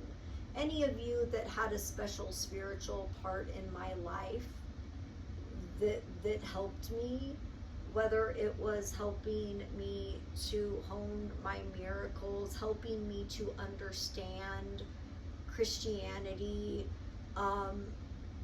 helping me after my coma, blessings to all of you for helping me get through life. I don't know what I would have done without everybody, which also makes me think that the whole spiritual and religious figure world needs this thing called an emergency squad for these sorts of things, because other faiths believe they have their special people too. The Buddha, they said that lotus blossoms sprang up under the baby Buddha's footsteps as he was learning to walk. I had also an interesting learning to walk experience of a completely different nature, that would tend to make me a believer in Buddha's miracles too, and that he was legit too, and that he was also sent here to help humanity, that he had a higher mission too. Because between a lot of our faiths, we do have quite a lot more in common, though our various belief system and way of administering may vary. We all try to help each other. So,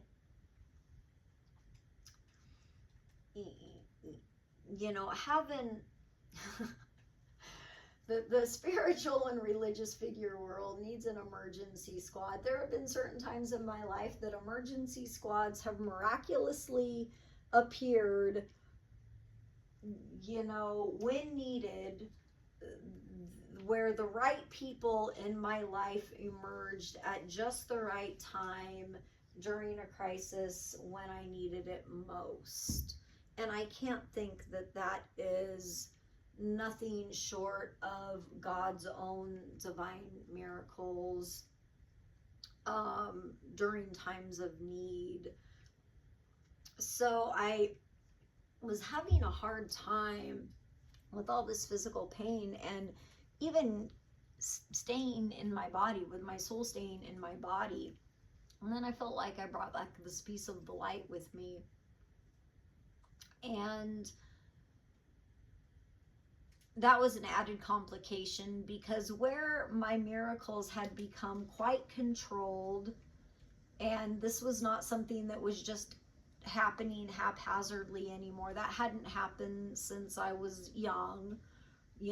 Granted, as a little kid, yeah, are there times I am going to have a little tantrum and fling a miracle at you on purpose, you know, which is also why it's important to raise your kids the right way, so that when kids go through those natural stages in life, they can have the proper guidance to be like, you know, we do not do that.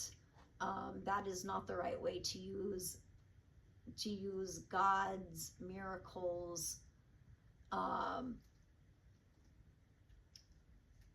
But you know, I had hoped that we could eventually develop a curriculum, a way of preserving and passing down information that wasn't too much information and not too little, somewhere in the middle, somewhere like this, where, you know, certain amounts, this is a bit more detailed, but certain amounts were common knowledge, and certain amounts were, you know, maybe certain things preserved within maybe a secret clergy, that if and when the need ever arises on things that maybe is learning that's not meant for everyone, like for example, how to throw a soul in the lake of fire.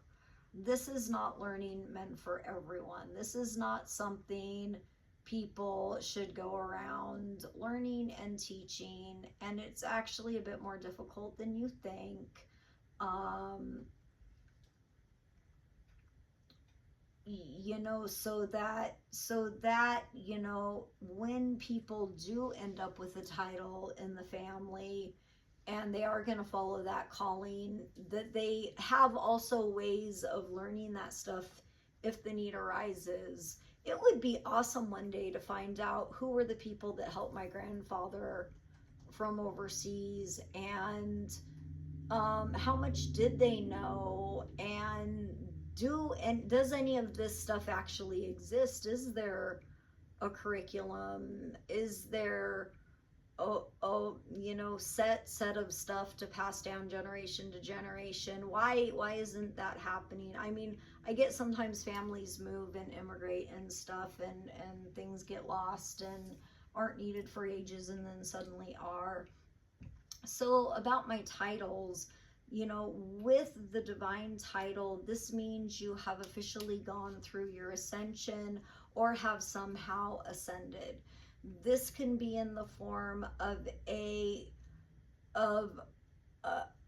ceremony, a couple of types of ceremonies that I can't discuss because this is only as needed, and the whole process is actually painstaking, very lengthy, and you don't want to do it if you don't have to anyway, because parts are very, very unpleasant. You only do it if A, you know, you're a title holder in need, or B, your soul has just come back into your body after a tragic accident and it has messed everything up. Which for me proved to be very helpful. Thank goodness I'm back to normal. You know, what was happening there was some of my abilities got a little bit amplified, and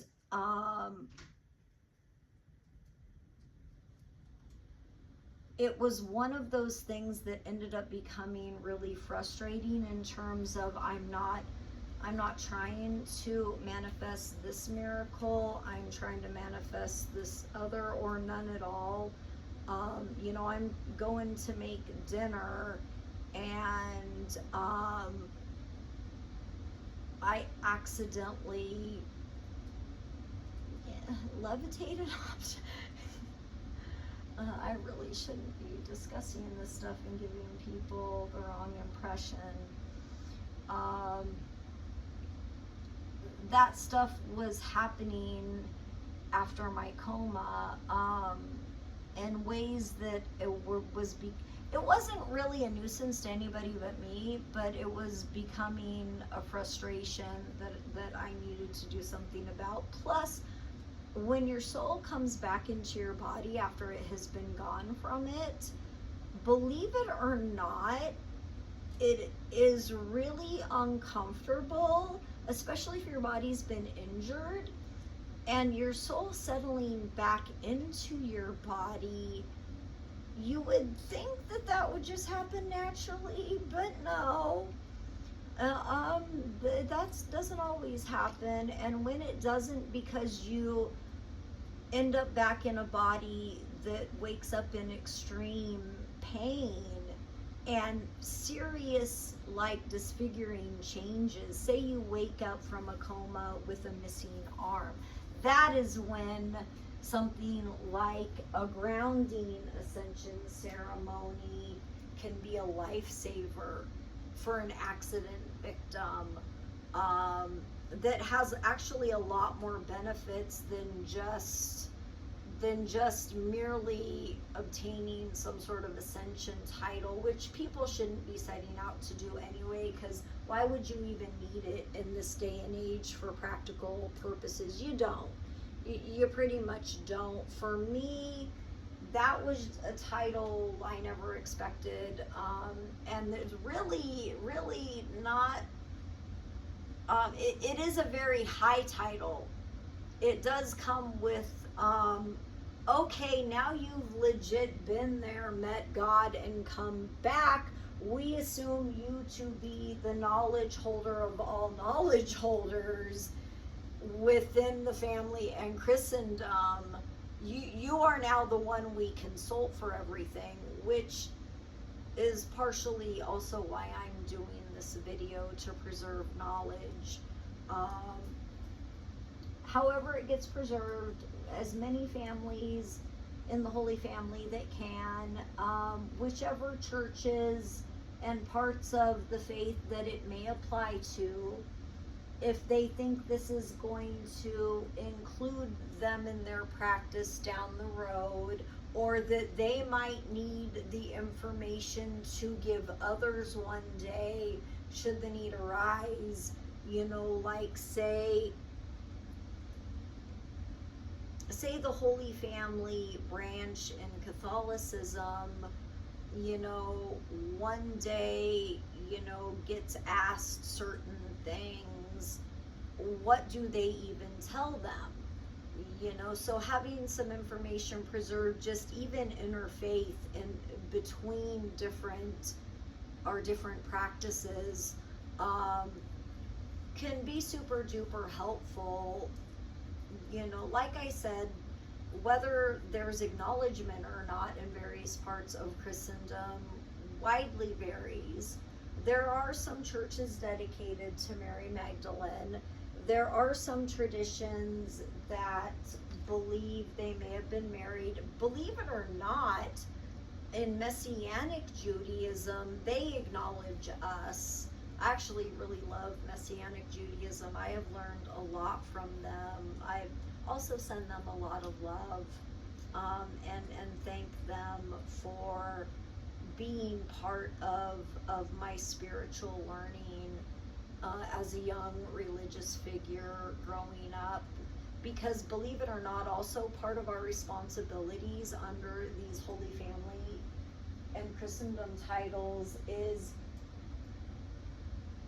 while you may believe that what you believe is the only right and correct way,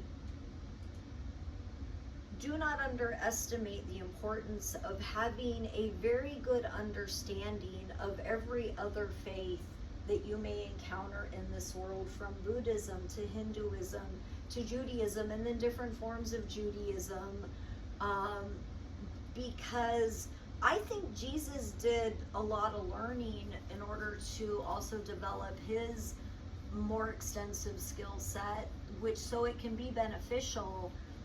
It helps you find common ground between different faiths, be a little more open-minded, and there is so much more you can learn.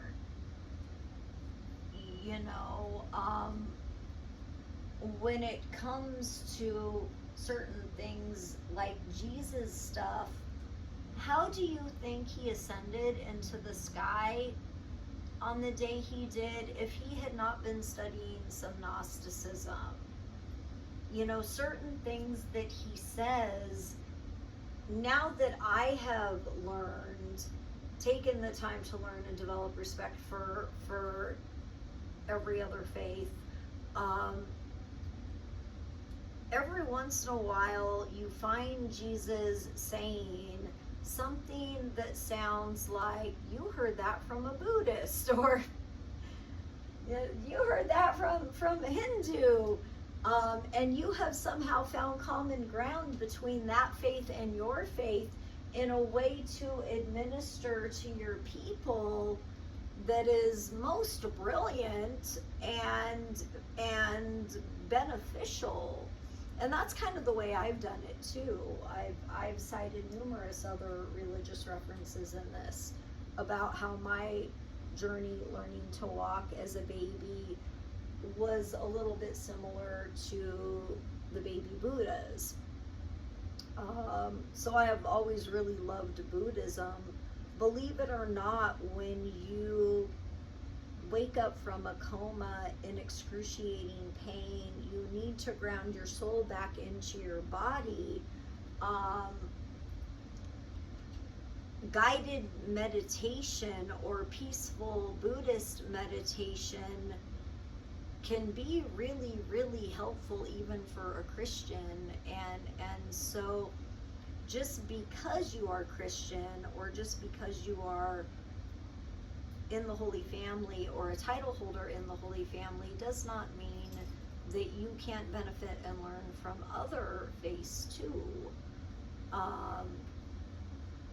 Jesus probably learned some amount of meditation, maybe in a number of different ways, but in order for him to do his ascension, which for him was an actual physical event, there is also a couple of different, there's like 3-ish or more different types of ascension.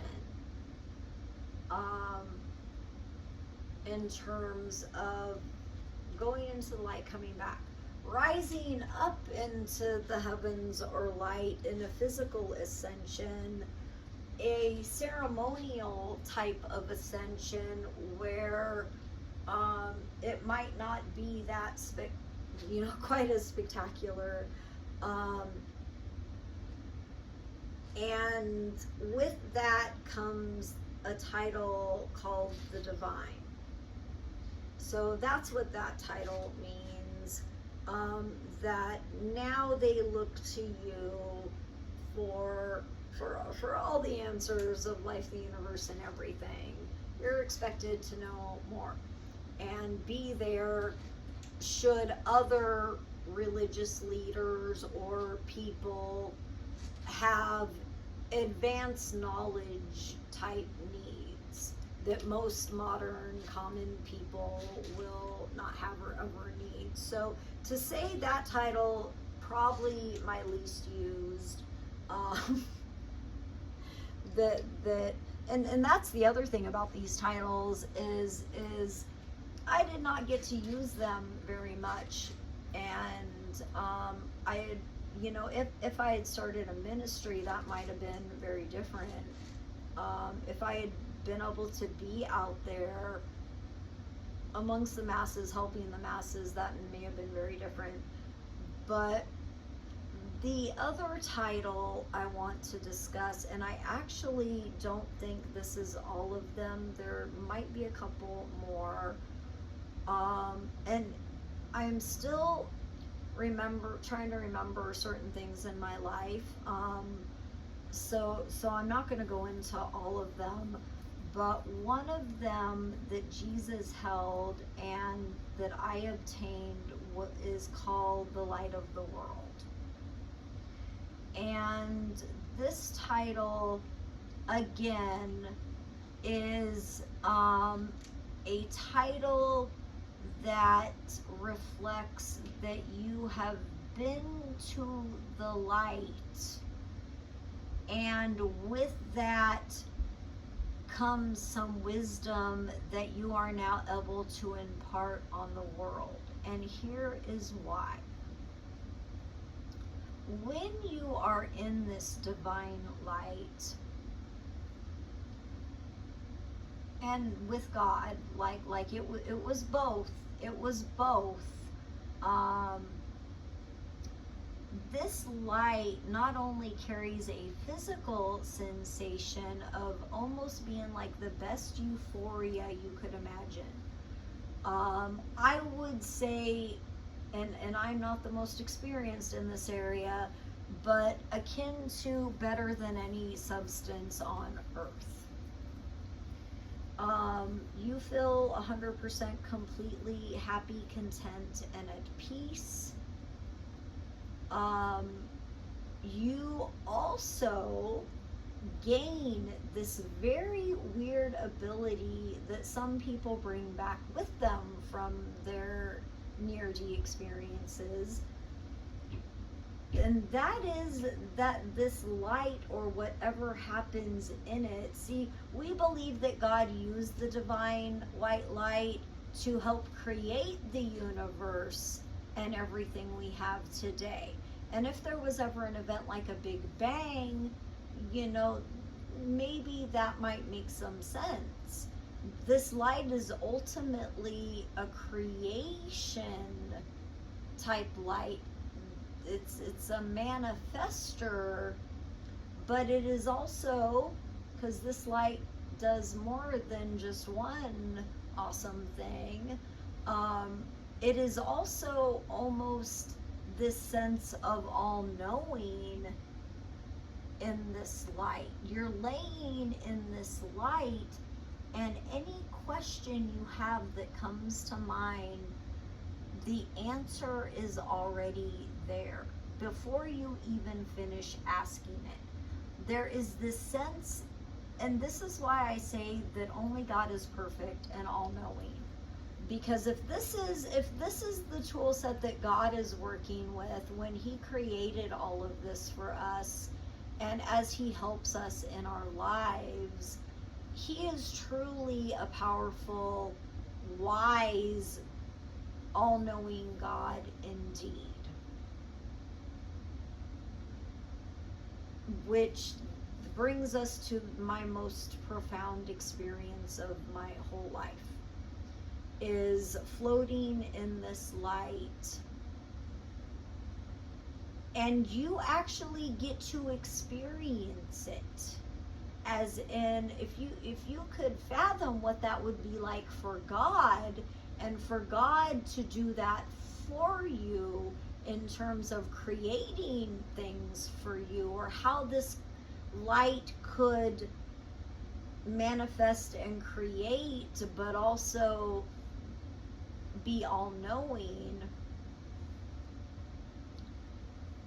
that basically the sense of all-knowing that you get in this light, there is no way to describe it except that. You also feel an immediate connection to God. Many people come back profoundly changed, saying they have now personally met God, and they come back profoundly changed. Like, I know for a fact now that there is something when we pass away, or when our soul leaves our body, that there is more to this life, you guys, that nobody's really taking the time to think about, or try to earn, because this is an earned privilege of being able to go to heaven and live there forever with that, and with others. That, could you imagine how amazing heaven must be, that everybody up there that has earned it, we are all knowing, omnipotent, completely at peace, happy, able to manifest whatever. And the way that communication kind of happens up there is it's like automatic. Like in terms of, there's not people standing there with their mouths moving and you're talking. It just happens. And it is the most amazing thing ever to sit and have a conversation with God in this light. Now, my big mistake was not asking all the questions. Had I had a chance to prepare for this in advance and write down like a list of what would I ask God if I was ever there, when you're there, you have just realized that you died. So your entry there into the light is more like, oh crap, this is it. This is the real thing. This is the end of my life. Very quickly trying to come to terms with you just lost your life. And whoa, what is this place I've landed? And whoa, this is some weird stuff up here. Suddenly there's this sense of telepathy with this light and God, and suddenly also everything about you is laid bare before God. In that moment, there is not a single thing you can hide from God. If you have any dark secrets in your life, good luck. It's not possible. Everybody in the light in heaven operates from a place of pure honesty, pure acceptance of who they are, pure morals come first, that you don't even fathom of not doing what's right, and also this all-knowing perspective of, you feel like you have a perfect understanding of, like, as I sit and thought through my life, as I'm thinking, holy crud, I'm really, like, this is the end of my OMG, and you're coming to terms with that in that moment, and you're sitting thinking about your life. The all-knowing perspective, and then the fact that you get to share that with someone else. God eventually sees everything. The way that I kind of would describe it now is that God isn't absent from here. We are connected to the light. When we are born, we're born, I think, from, like most of us, at least I was, that's where I came from too. When you think back and remember, I told you my birth story. That is where I came from too, and it felt very peaceful. Although,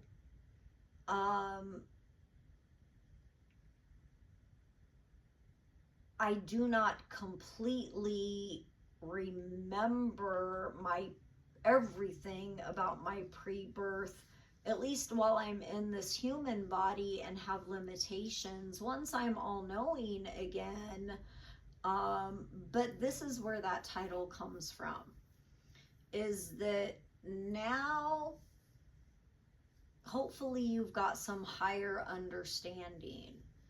with this title, Spirit of the World. Hopefully you can really impress upon people what they have to look forward to in heaven, as well as have a much better understanding of the spiritual laws that guide our world, our bodies, our earth, our universe, our whatever realm we are in, that where we travel back to the light realm.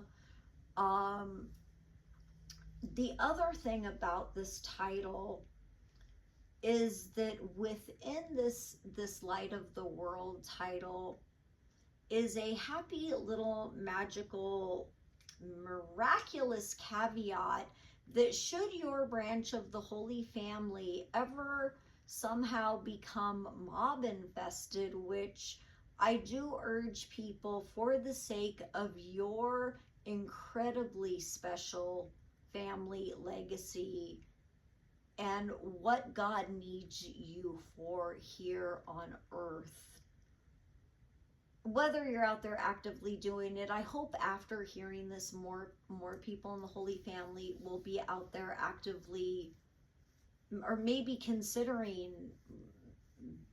becoming more that. You know, it is never too late to live up to your Holy Family legacy, which, like I say here, is a very, very big, heavy burden and responsibility to bear. Over here on this side, I have had to bear that all alone for decades. There's not another like me over here.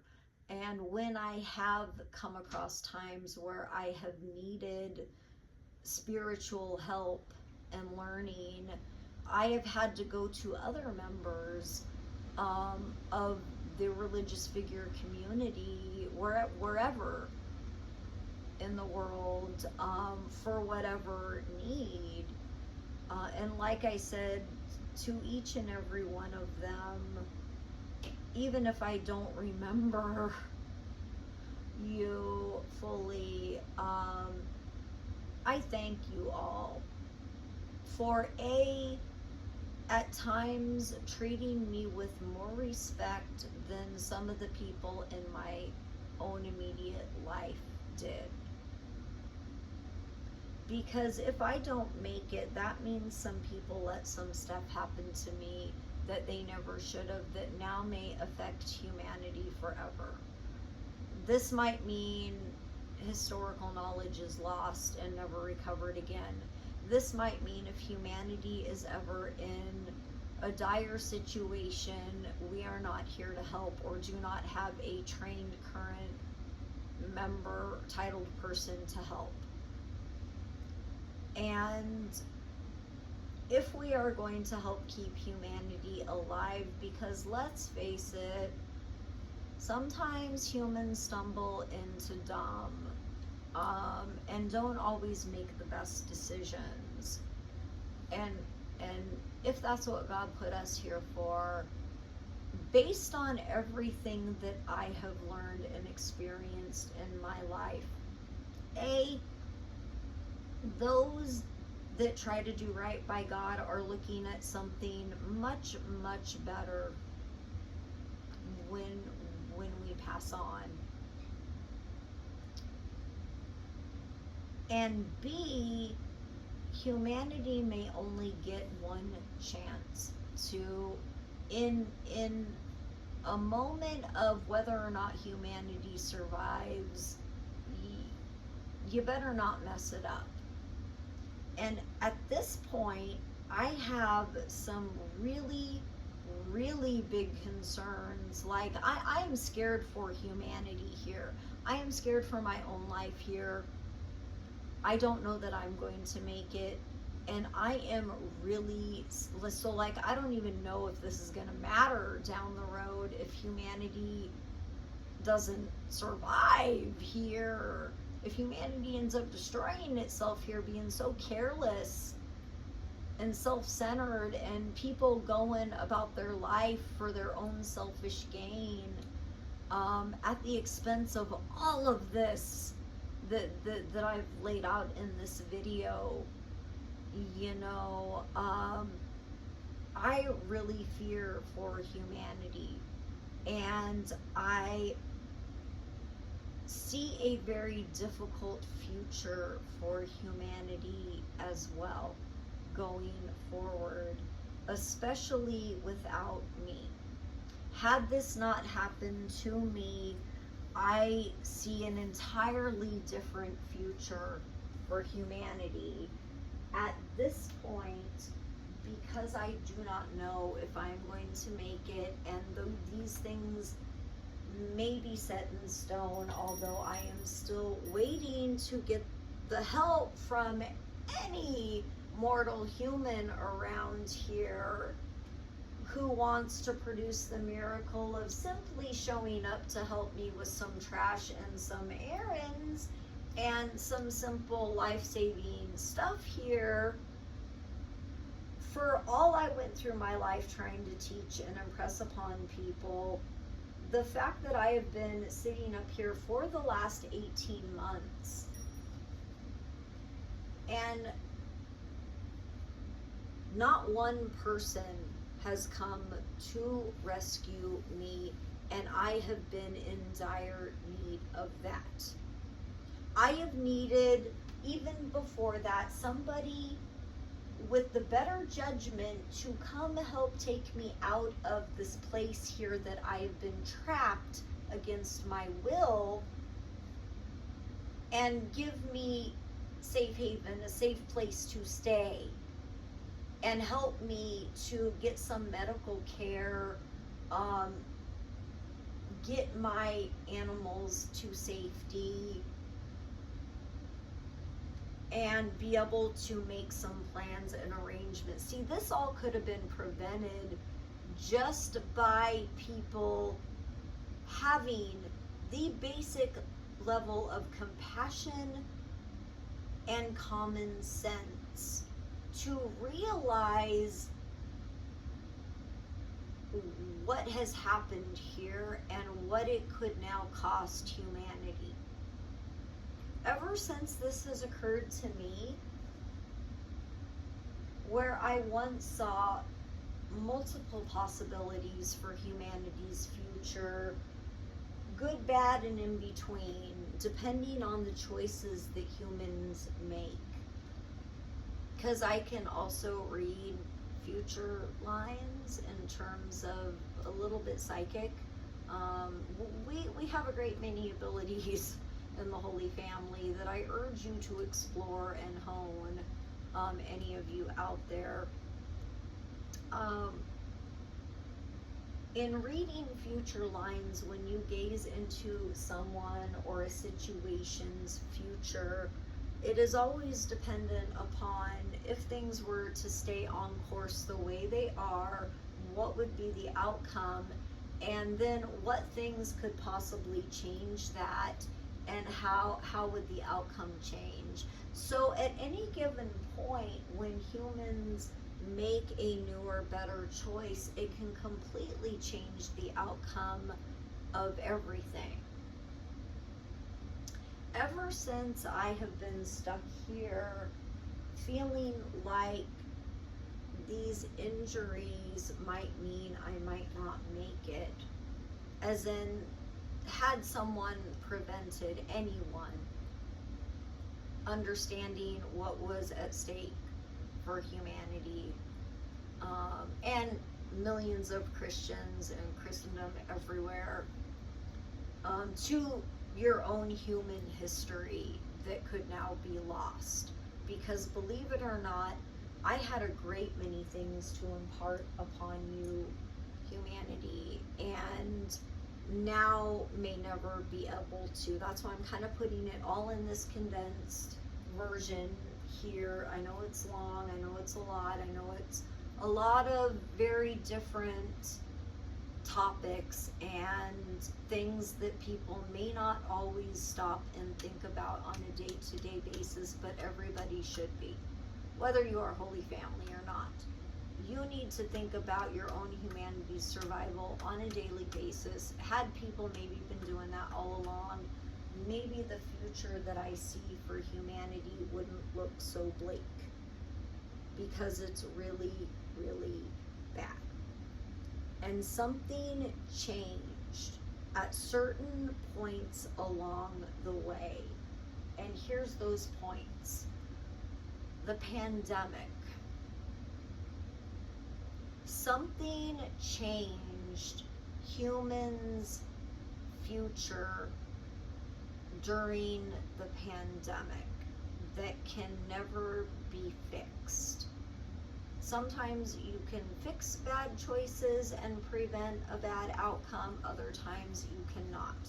Something happened during the pandemic that will affect humans' future in a horribly negative way, as if the pandemic itself, claiming so many lives, wasn't horrible enough, you know, for everyone. And then the moment that I may have sustained injuries that may or may not, I'm still waiting to find out, cost me my life, changed humanity's future line in ways that I am still trying to come to terms with and do not know how to convey to you the severity of. As in, I am now very, very, very worried for humanity's future. And in light of that, what I say next is I do not know what the heck it is going to take to stop getting humans thinking and operating from a selfish, self-centered, self-gain viewpoint in life. Going through life only caring what's in it for you. Only going through life not caring about consequences to other people due to your life choices. Because along the way, so many other people made inhibiting life choices for me that they never had any right to make. Because the thing about this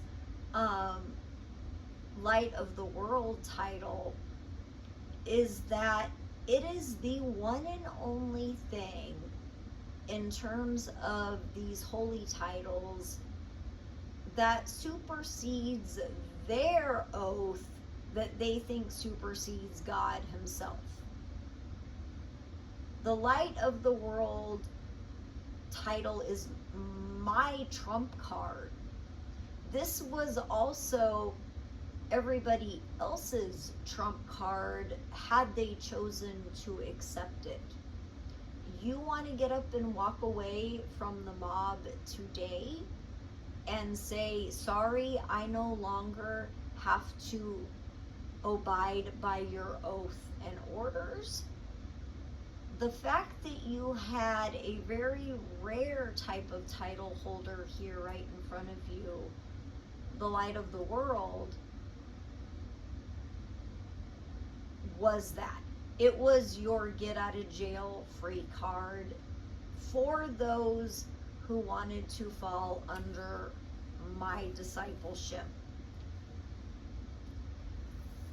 That choosing that was the one workaround to any oath that could supersede God and country, which in my opinion is such a dangerous oath that if it ever came down to it, could effectively destroy humanity. When you think that it is your right to play God, that you are better than God somehow, that's when you get into very dangerous territory. And the problem here is that so many people on the wrong side in my life, people I didn't invite in, that came with the territory and the oath way of life, not the religious other side way of our life, felt that it was their selfish right to play God in terms of dictating and determining my life and limiting my life choices. And some of these people may have been incredibly savage-minded type thinkers in terms of what is the worst possible damage that we can cause a human being and have a whole lot of fun with. Because through my life, I haven't been able to accomplish a darn thing. Here I was, a straight A college student, a dance champion, 5-time nationals, someone who spoke multiple languages, and on top of all of that was a rare religious figure who was that way since childhood, with higher knowledge and the ability to do more for people. Essentially, no one ever had to join that O side anyway, essentially. So, in my opinion, in our situation, over on our side of the Holy Family, people actively chose this and actively thought it was their right to keep our branch of the Holy Family from all of humanity and Christendom, despite the fact that I had earned these titles, and my titles technically superseded, this is a world title, Light of the World.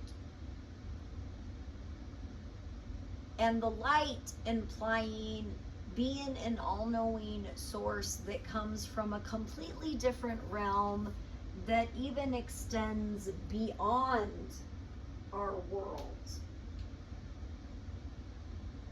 My title's good in heaven too.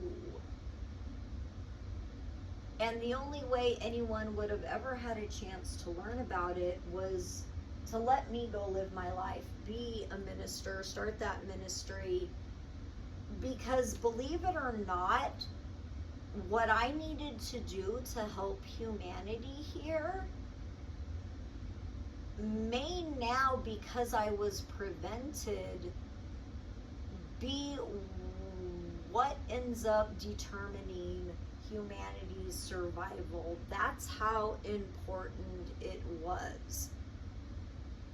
And furthermore, the protocol regarding these titles was that this was never the right, and most logical people, naturally, it's never any criminal or mob's right to do something like hold a person hostage for life, effectively, and sit and destroy their life, prevent them from even finishing college, having a job, getting married, having a career, and sadly having an heir.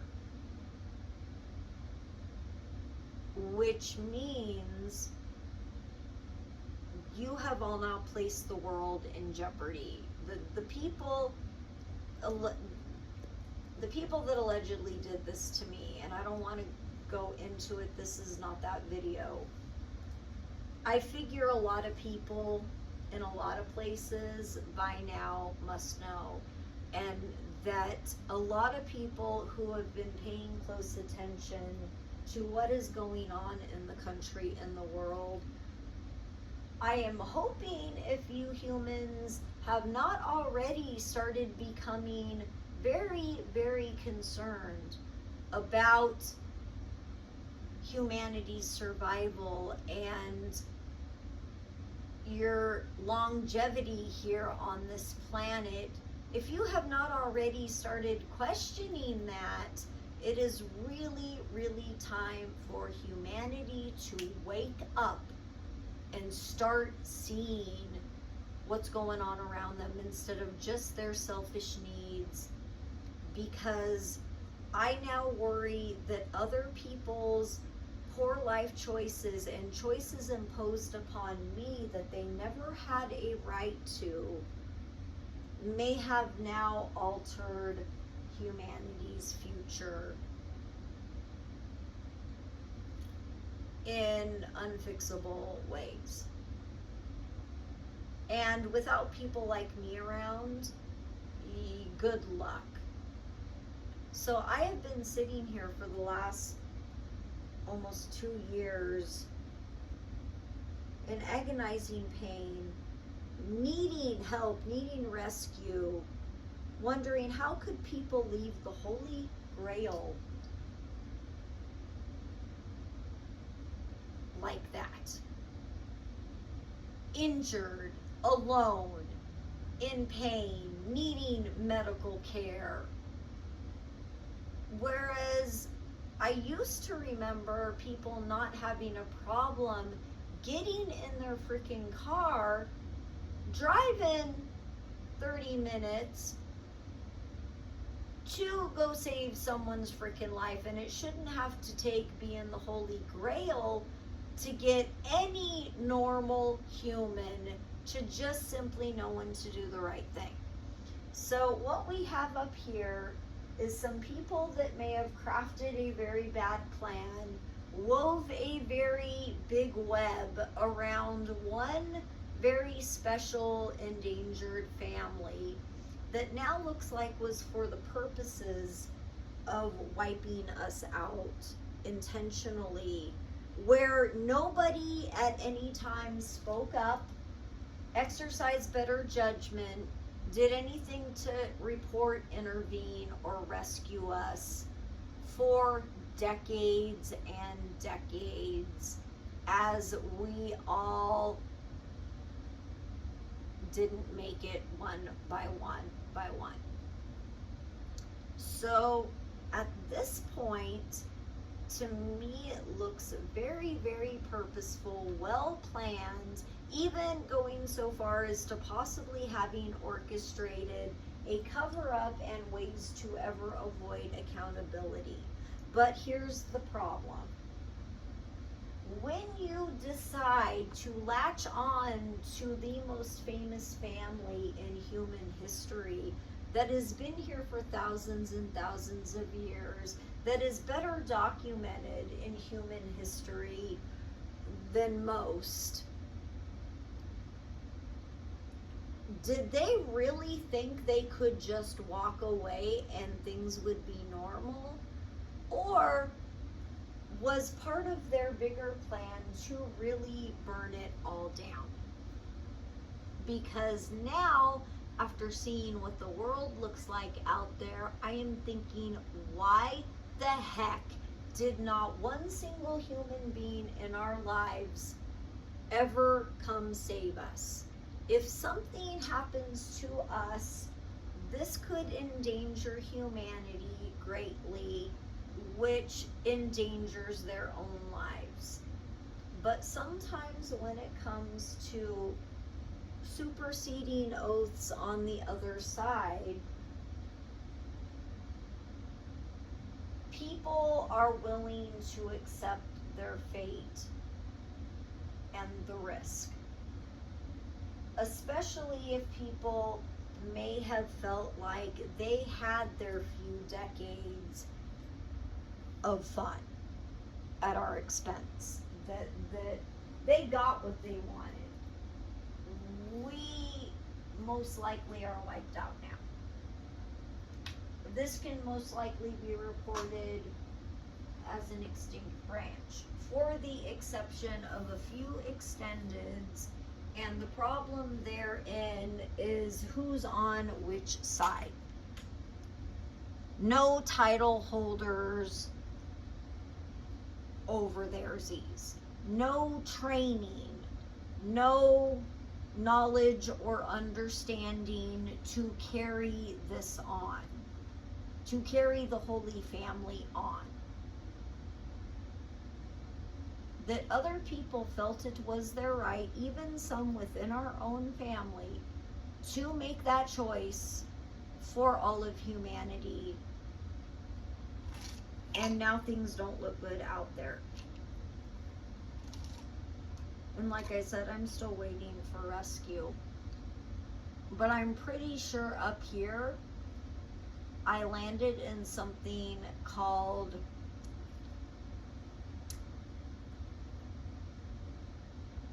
I need to think of a word that I can't say the actual word. A D machine, an unaliving machine, a very robust, possibly city, county, or statewide one. One where even people at normal paying jobs all may be under that oath that supersedes God, and where multiple members of my family may have ended up unalive. As in, this city really, really worked hard to wipe out the Grail line. So therefore I figure they wanted to be famous too, right? Like, they want the bragging rights. If I am looking at what looks like a possible cover-up and preventing justice and recourse, there is no way in heck, given the possible extensive damage here and the possible future consequences, that these people, that there is any way that I would feel that these people who felt this was their right to begin with to do to a young religious figure that was just trying to get away from that stuff and go live her life and follow her calling so that she could honor her title and her mission. Had they let me do that, I don't know that you would be looking at the world you're looking at right now, which has a lot of problems to fix. And how those problems get fixed is going to quickly become of the utmost importance that they are done correctly. But the longer I have sat here, the weaker I have become. And I'm not talking like in a miracle sense. I will still throw your soul in the lake of fire. But physically, I have been wasting away so long here. I have lost a lot of weight and muscle tone. I'm having a hard time sleeping at night. I do not feel well physically. I cannot even get myself to the dumpster outside to take my trash out. And for the life of me, I think I'm in a complex surrounded by happy thrill-kayers out here, parading around like little toddlers, having toddler tantrums as adults in the parking lot, and having possibly completely taken over our complex, and maybe proceeding to have the time of their life on what they might think is a free unaliving that no one will ever have to take accountability for. Especially if there is a robust cover machine up here and anything was pre-orchestrated according to my childhood memories. The fact that so many humans still think that selfishly to begin with, that is going to be your sink or swim deciding factor, humanity. Where if it comes down to it, and it may already have, humans need to be selfish, and their inability to see past their own selfishness, to realize even when something is not their right, as they trample others is gonna be what gets you all one day, if it hasn't already. Sadly, because I was prevented and I'm so trapped up here, there is nothing now I can do to save anyone. And almost nothing I would do after 3 decades of this kind of treatment. All because everybody wanted to continue to enable, and some wanted to have their fun too. Enabling someone to continue something that's not right. Humans need to get a whole lot better at telling a bully no, at intervening when they see a life in danger. Whether it's a child that you suspect may be being mistreated, whether it is a coworker at work possibly using company stuff to break the law, whether it is a government official misusing their power for the wrong things. I don't know what it is going to take for humans, and if this is the one biggest lesson I have for you at the end of all of this, for humans everywhere, I don't know what it's going to take for you people to abandon this selfish way of thinking, this instant gratification, toddler tantruming, selfish way of thinking, in ways that so carelessly trample over others that you might just one day wake up and stumble into humanity's demise.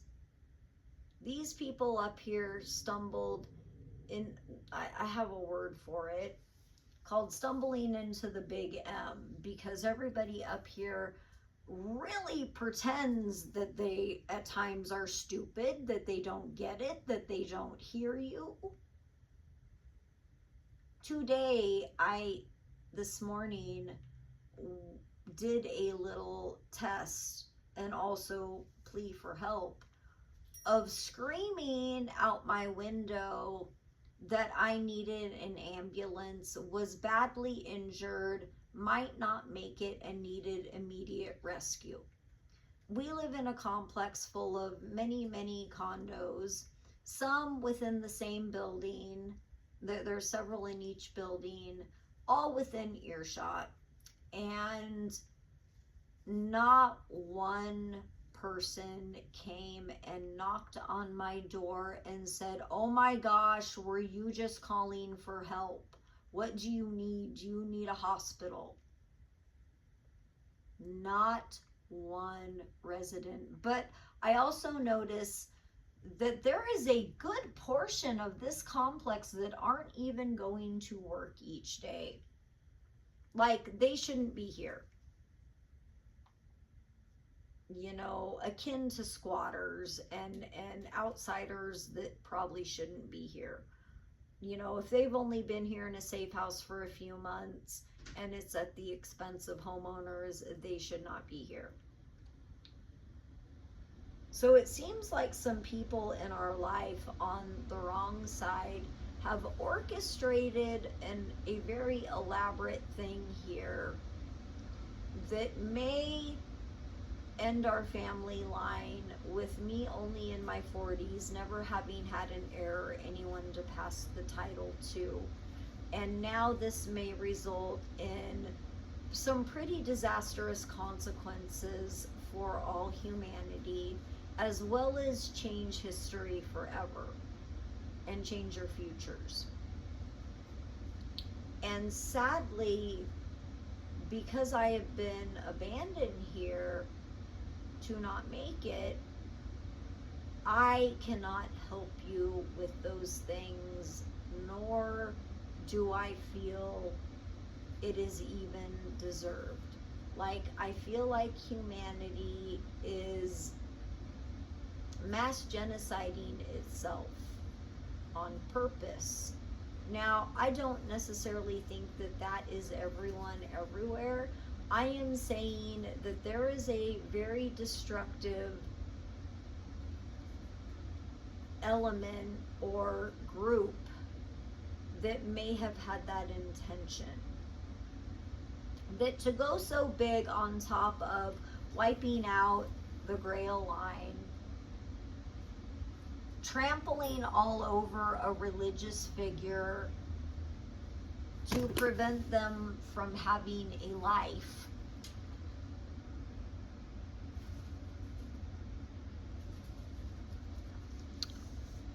trampling all over a religious figure to prevent them from having a life, that they also may have felt so bold as to come up with a big, big, bad plan for just what they wanted to do to all humanity. And no one intervened or acted or did anything in time. Meaning at this point it could be every man for himself.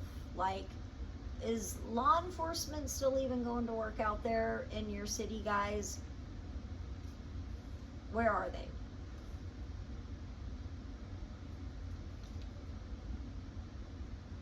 I worry that there's a lot of people that may have a lot to hide going forward. That they went so big that they are now worried that some things can never come out. I also worry that a lot of people may have been swept up into this big massive trap and now might fear the same. That uh-oh, you know, there's no living this down. And have possibly decided to leave everyone to suffer instead of being accountable and doing the right thing. Now, I'm so isolated up here, I don't even entirely know what is going on out there in the world around me. I've been trapped here for 18 long months at least. And I've been pretty trapped up here for a few years. It feels like weighting down the statute. It feels like a cover-up.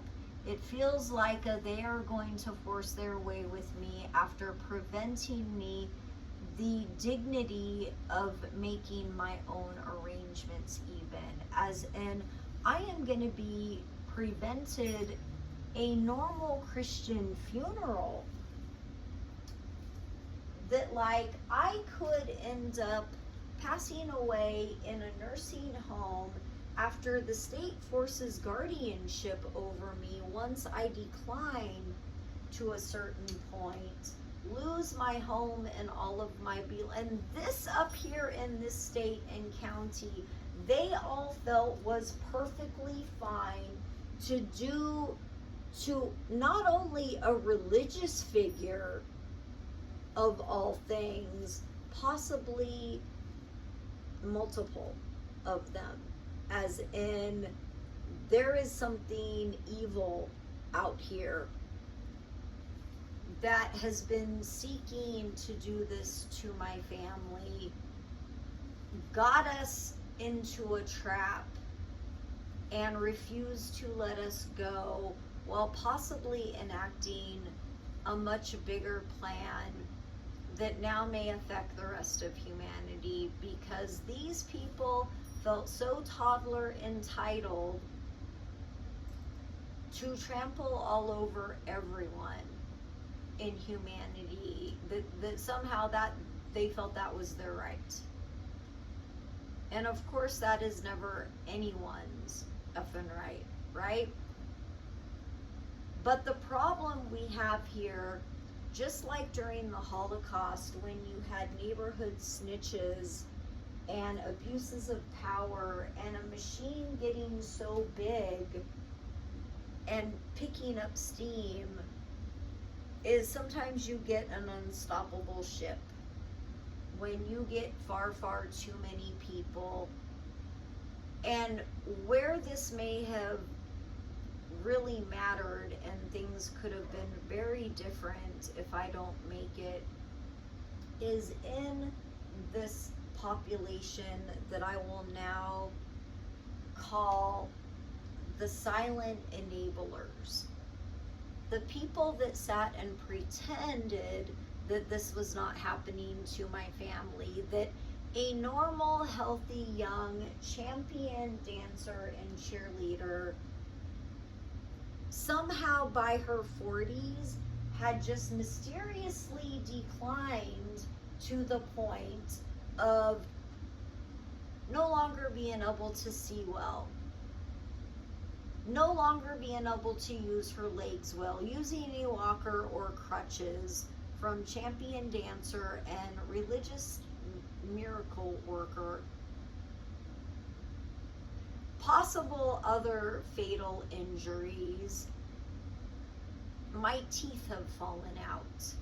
Most of my hair, it's very thin now. Most of it has fallen out. I am now skin and bones. My clothes are hanging off of me. Like they don't fit me no more. And the fact that anybody in my life, or even out here in this community, let alone the local authorities, could sit here for so long, stupidly playing this Deliverance Act, pretending that it's not happening, while also making me the third member of my family to pass away out here, and not the last religious figure either, because there may be more of that. So now I'm in fear for my life, in fear for the rest of my family's life, although some of them may have been silent enablers that, seeming to fail to understand the gravity of the situation of having a miracle working title holder with some of the highest titles in Christendom right in their family from a young age. I mean, I assume at this point there must have been some jealousy going on. And like I said, I cannot seem to age you humans up. From a toddler level, selfish, infantile, gimme, gimme, gimme, instant gratification, just give me everything easy or I'll take it, sort of toddler thinking, to even understand the gravity of the situation, of what they were doing to other people and what it might cost humanity. I failed, therefore, while I may have taught a great many things during my life, met a great many awesome people whom I send my love to, and if you see this, please look into accountability up here in Vancouver, Washington, with the Holy Grail family, which would be Liberty and Chapin. Possibly a whole local community up here doing this repeatedly, and then possibly a whole lot of failure to act that stupidly stumbles into people getting unalived. Like, I'm sorry that doesn't happen that many times in a row. This now looks intentional, planned, and almost purposefully going as big and savage as possible. So when I say that I feel they will try to silence me and possible cover attempt, if these toddler humans felt that it was their right to trample over the most famous family in human history, and that they could simply take what they want, have their fun with us, cause me a lifetime of excruciating, agonizing pain and suffering, completely prevent me from being able to even have a career, let alone have an heir. This is a very intentional wiping out a family line effort. And while I say that, I want everybody out there hearing this to know that I sat screaming for help the entire way as everyone around me up here just continued. That I'm sorry, it looks like it's everyone. And it seems like they wanted to go as big as possible and all just walk away. So I ask that whoever sees this video, please intervene in the time you have. I may be here for the next few months. I am stuck. I can't get anywhere. I am rapidly declining. I am being prevented from accessing health care in a life or D situation. And that if I go, what will happen is dire consequences for humanity, but also I might have some knowledge about how there may be some that thought that after they got a whole lot of people to help do this to us, that they also would all be unalived across the board, wholesale, after me. And yet these people continue brazenly. They're out there having their toddler playtime fun. These people do not have a care in the world. They're having the time of their toddler lives out here, while the authorities continue to fail to act, which now seems enabling and assisting. So I put a curse on the city, the county, and possibly the state. A number of souls had to go into the lake of fire, because at this point I don't know if I'm going to make it. These people, I am sitting here with possible fatal injuries, and they will not let me get sleep for days. I do not always have enough to eat. I do not always have access to clean water. Most of my house is broken. Granted, I'm still hoping it's sellable, except they're not going to let me do that either, because nobody can manage to show up to help me or follow through on anything. This will be a situation where once I'm gone, a whole lot of people will say, we didn't know how bad it was, we didn't know how dire it was, or oh my gosh, we didn't get to her in time, we were going to help her and didn't. Oh no, of course not. They didn't know that I was a titled religious figure. Even though I come from the next city over, a lot of people come and go between those two. And growing up, a whole lot of people knew who I was. Because believe me, when you are the best miracle worker they say they've seen since the time of Jesus, and you're one of those that was accidentally doing it in school, out in public, a whole city of Gen Xers that grew up with me just got very used to it. And some of them had their extraordinary gifts for the world too. I met so many awesome people from so many different religious traditions and practices. And along the way, we sometimes had a lot of fun. Me and AP, when we would hold hands and dance together, sparks would fly and miracles would manifest. And for a long time in Portland, everybody knew that was the thing when we were young growing up. So this was not a secret. Who I was not a secret.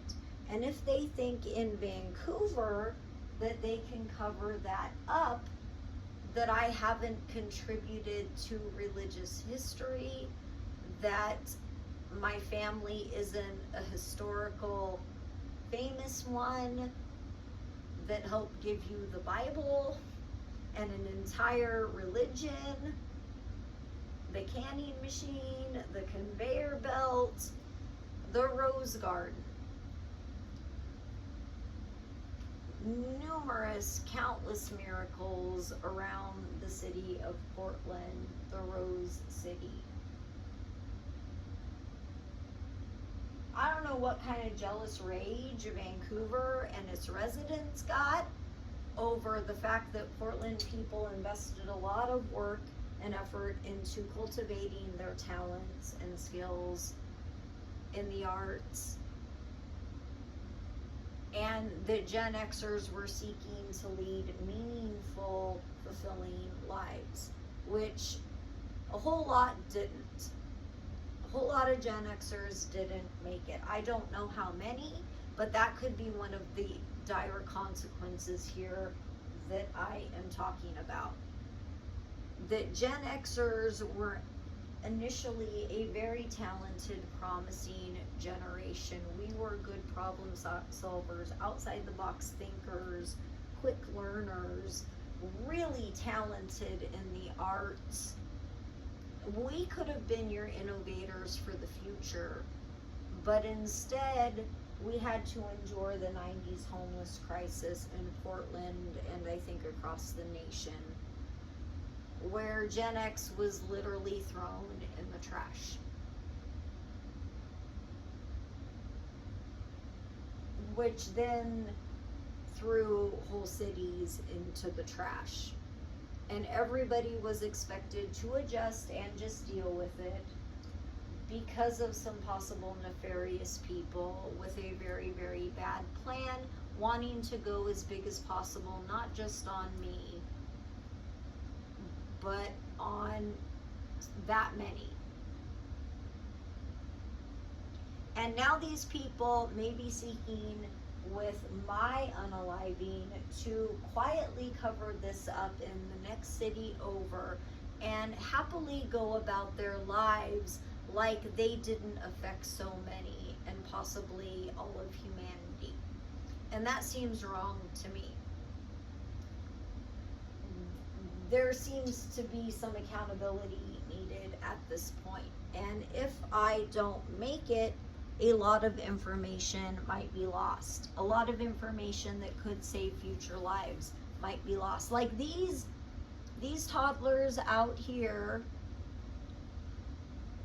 seem to have no desire to save their own lives, and for some of them, I may have heard about their specific unaliving plan, because I think there were people going around just making those plans for whoevsies, for anyone and everyone, feeling they could trample over a whole city and beyond, with nobody wising up to intervene, as everyone sat and suffered here for decades.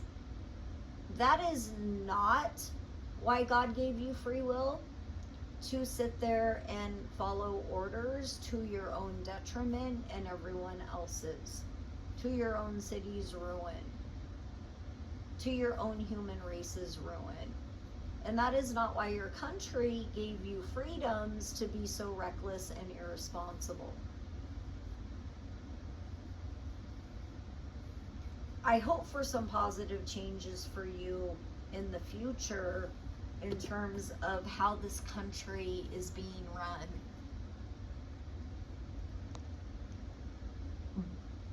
But I also have like, the damage could be so great here, the future consequences so great, that I don't know if it's fixable yet, and I don't even know that anyone up here cares.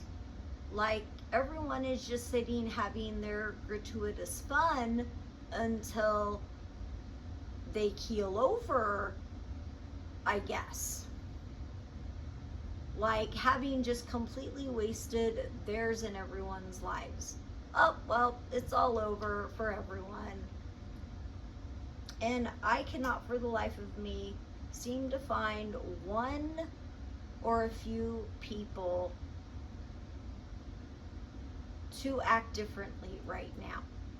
So what I'm saying is my Light of the World title means that if you are currently feeling compelled to follow other oaths and other orders, that my title, should you come to me or decide at any time, as long as I am here, as long as I am alive, as long as you are willing to do the right thing, I would normally say, like, fall under my discipleship. Because that's when I know you're actually going to put forth the effort, you know, and deserve the learning and the benefits of the learning. That pretty much everyone could just walk away. Now, if I don't make it or become incapacitated and I'm no longer able to minister, all bets are off on that. Everybody's stupid choices to follow their weird oath and those kinds of things, nothing can be done for you. I don't know of anyone else who currently holds that title. I might have been it. Granted, I haven't checked around and I don't even know where I would look for that. Sometimes these things are incredibly rare, once in a lifetime opportunities that people will stupidly look right in the face and continue on. I don't know what it's going to take to get through to humans that you guys cannot keep going through life this way. And that if you do, you almost don't deserve to survive as a human race. That at this point, like Pontius Pilate, I'm about ready to wash my hands of it all and say, you know what, okay, when I pass away or when I decide, depending, can pass the title down, except that there are certain things that would take someone months or years to do, you know, pass the tests, have the witnesses, do the training, float up into the sky in an ascension, you know. So the chances of that, without me having had an heir to raise up, are pretty small. So these titles may go defunct, never to be seen again for generations. And I want to caution the rest of the Holy Family. If you are one of our descendants, technically, since you had a title holder, how about I just say, you never again need to follow orders on the other side that supersede God and country in any way. And in fact, even though God gave you free will, if I could go so far as to order you to stop doing that and stop being dumb at humanity's detriment, I would. Except that that's not the way this works, because your life is also a test to see if you are fit for heaven. And if you fail, and it says in Revelation that only 140,000 will make it, because apparently by that time most people will fail to get it in life.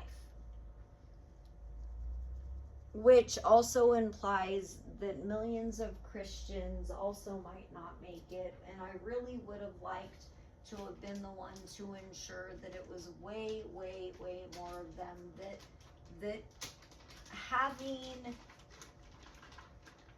if I had had a chance out there to do my ministry, may have actually accomplished that.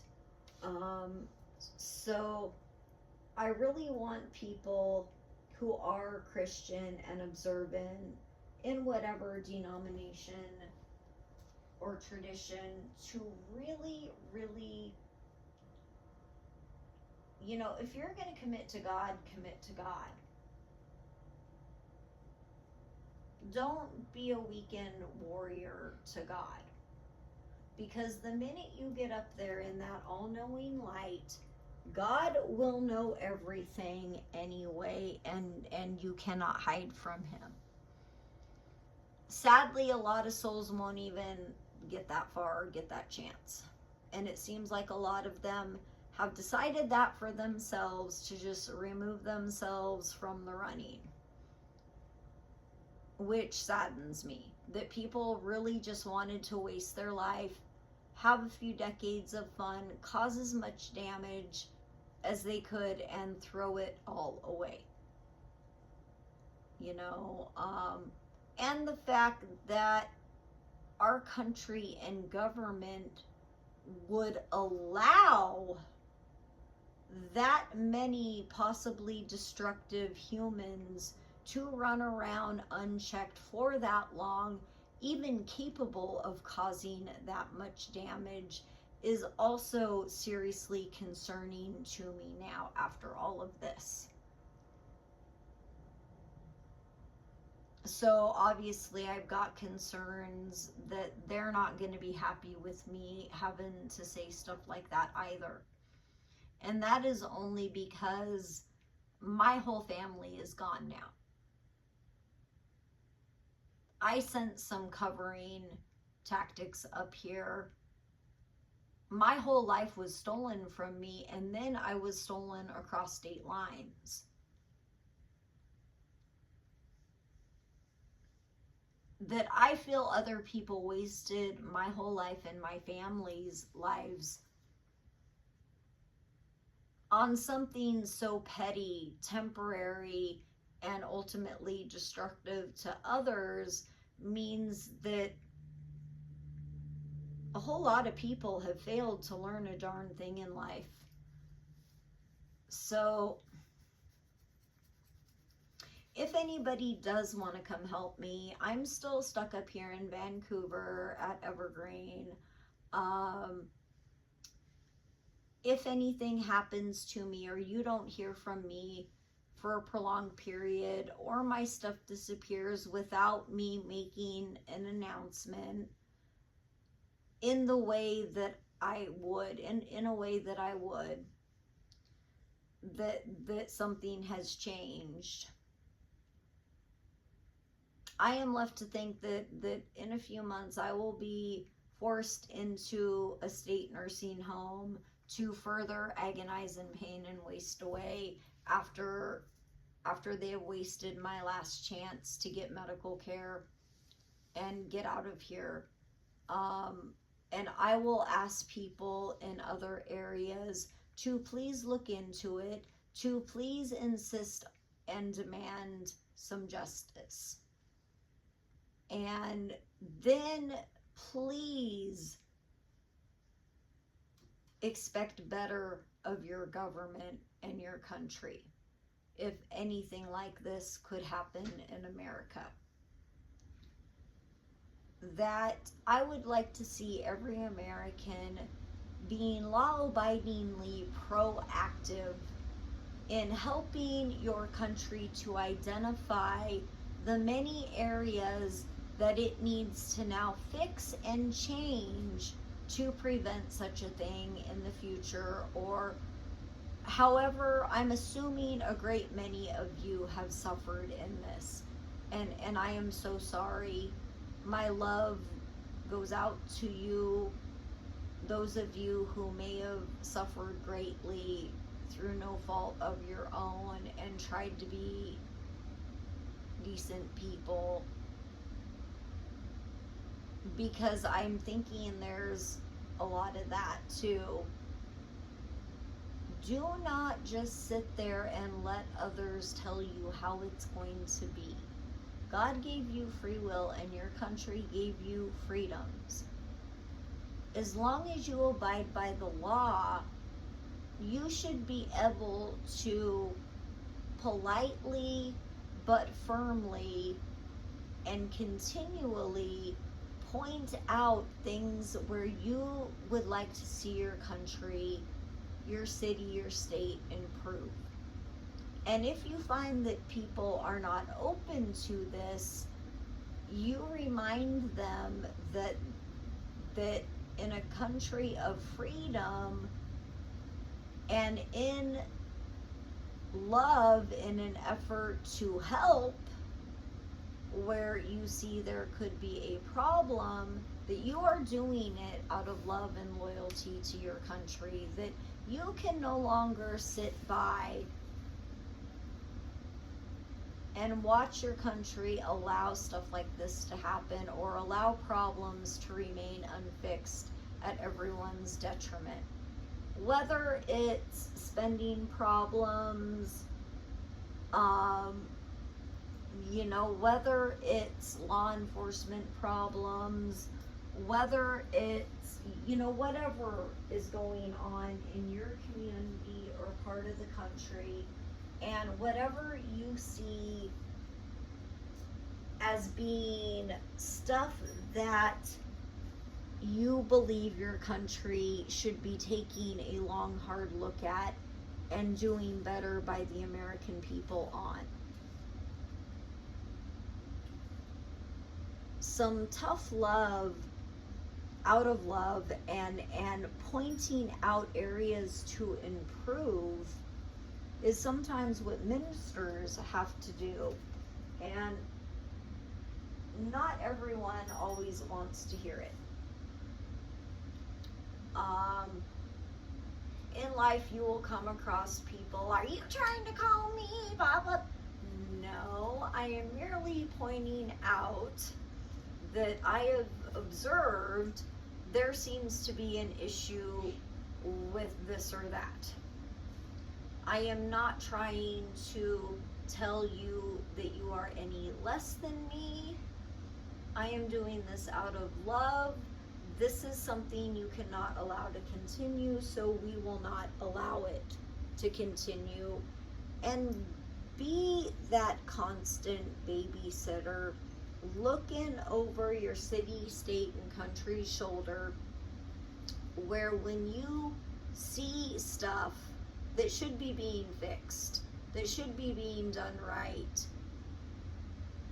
everybody get together, use your freedoms, your free speech, your free thought, to maybe give them some suggestions, and maybe they're not even thinking about how to fix the thing.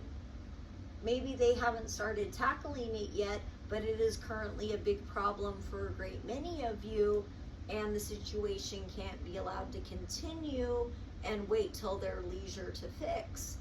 Part of being an American is taking a vested interest in your country and helping it to be the best it can be. And for the past 4 years, at least, I mean, for a long, long time, but for the past 4 years, I have slowly watched this country and the city and state backslide into, I don't know what to describe it as anymore. It does not seem a working infrastructure or model where like things aren't working anymore in the best interest of all the people like they should be. And I think the American people are owed answers. I think you are owed your money's worth. If you are taxpayers, property owners, people who have invested in starting businesses in America where your livelihood is dependent upon, as a customer of America, in what should be a mutually beneficial relationship, It is your right and duty to help your country be the best that it can be. And sometimes that means pointing out room for improvement. And when that gets ignored, to not stop, to keep it up, to do your homework, do your research, know your facts, have some brainstorm possible solutions or ways to start fixing, and then if you are able to maybe even try to be on board with helping with that effort. That is how you be a true American. If it's even savable. If it's even savable. At this point, I think I don't see the best future for America either which way. I see a way that might be a bit less harsh, but I don't see it set in stone in terms of a number of factors and choices in the near coming future will have an impact on how successful any positive changes are. I hope people are going forward in sincerity. You know, I think you guys are hoping for some positive change in the country, but you gotta sit there and make sure it happens. And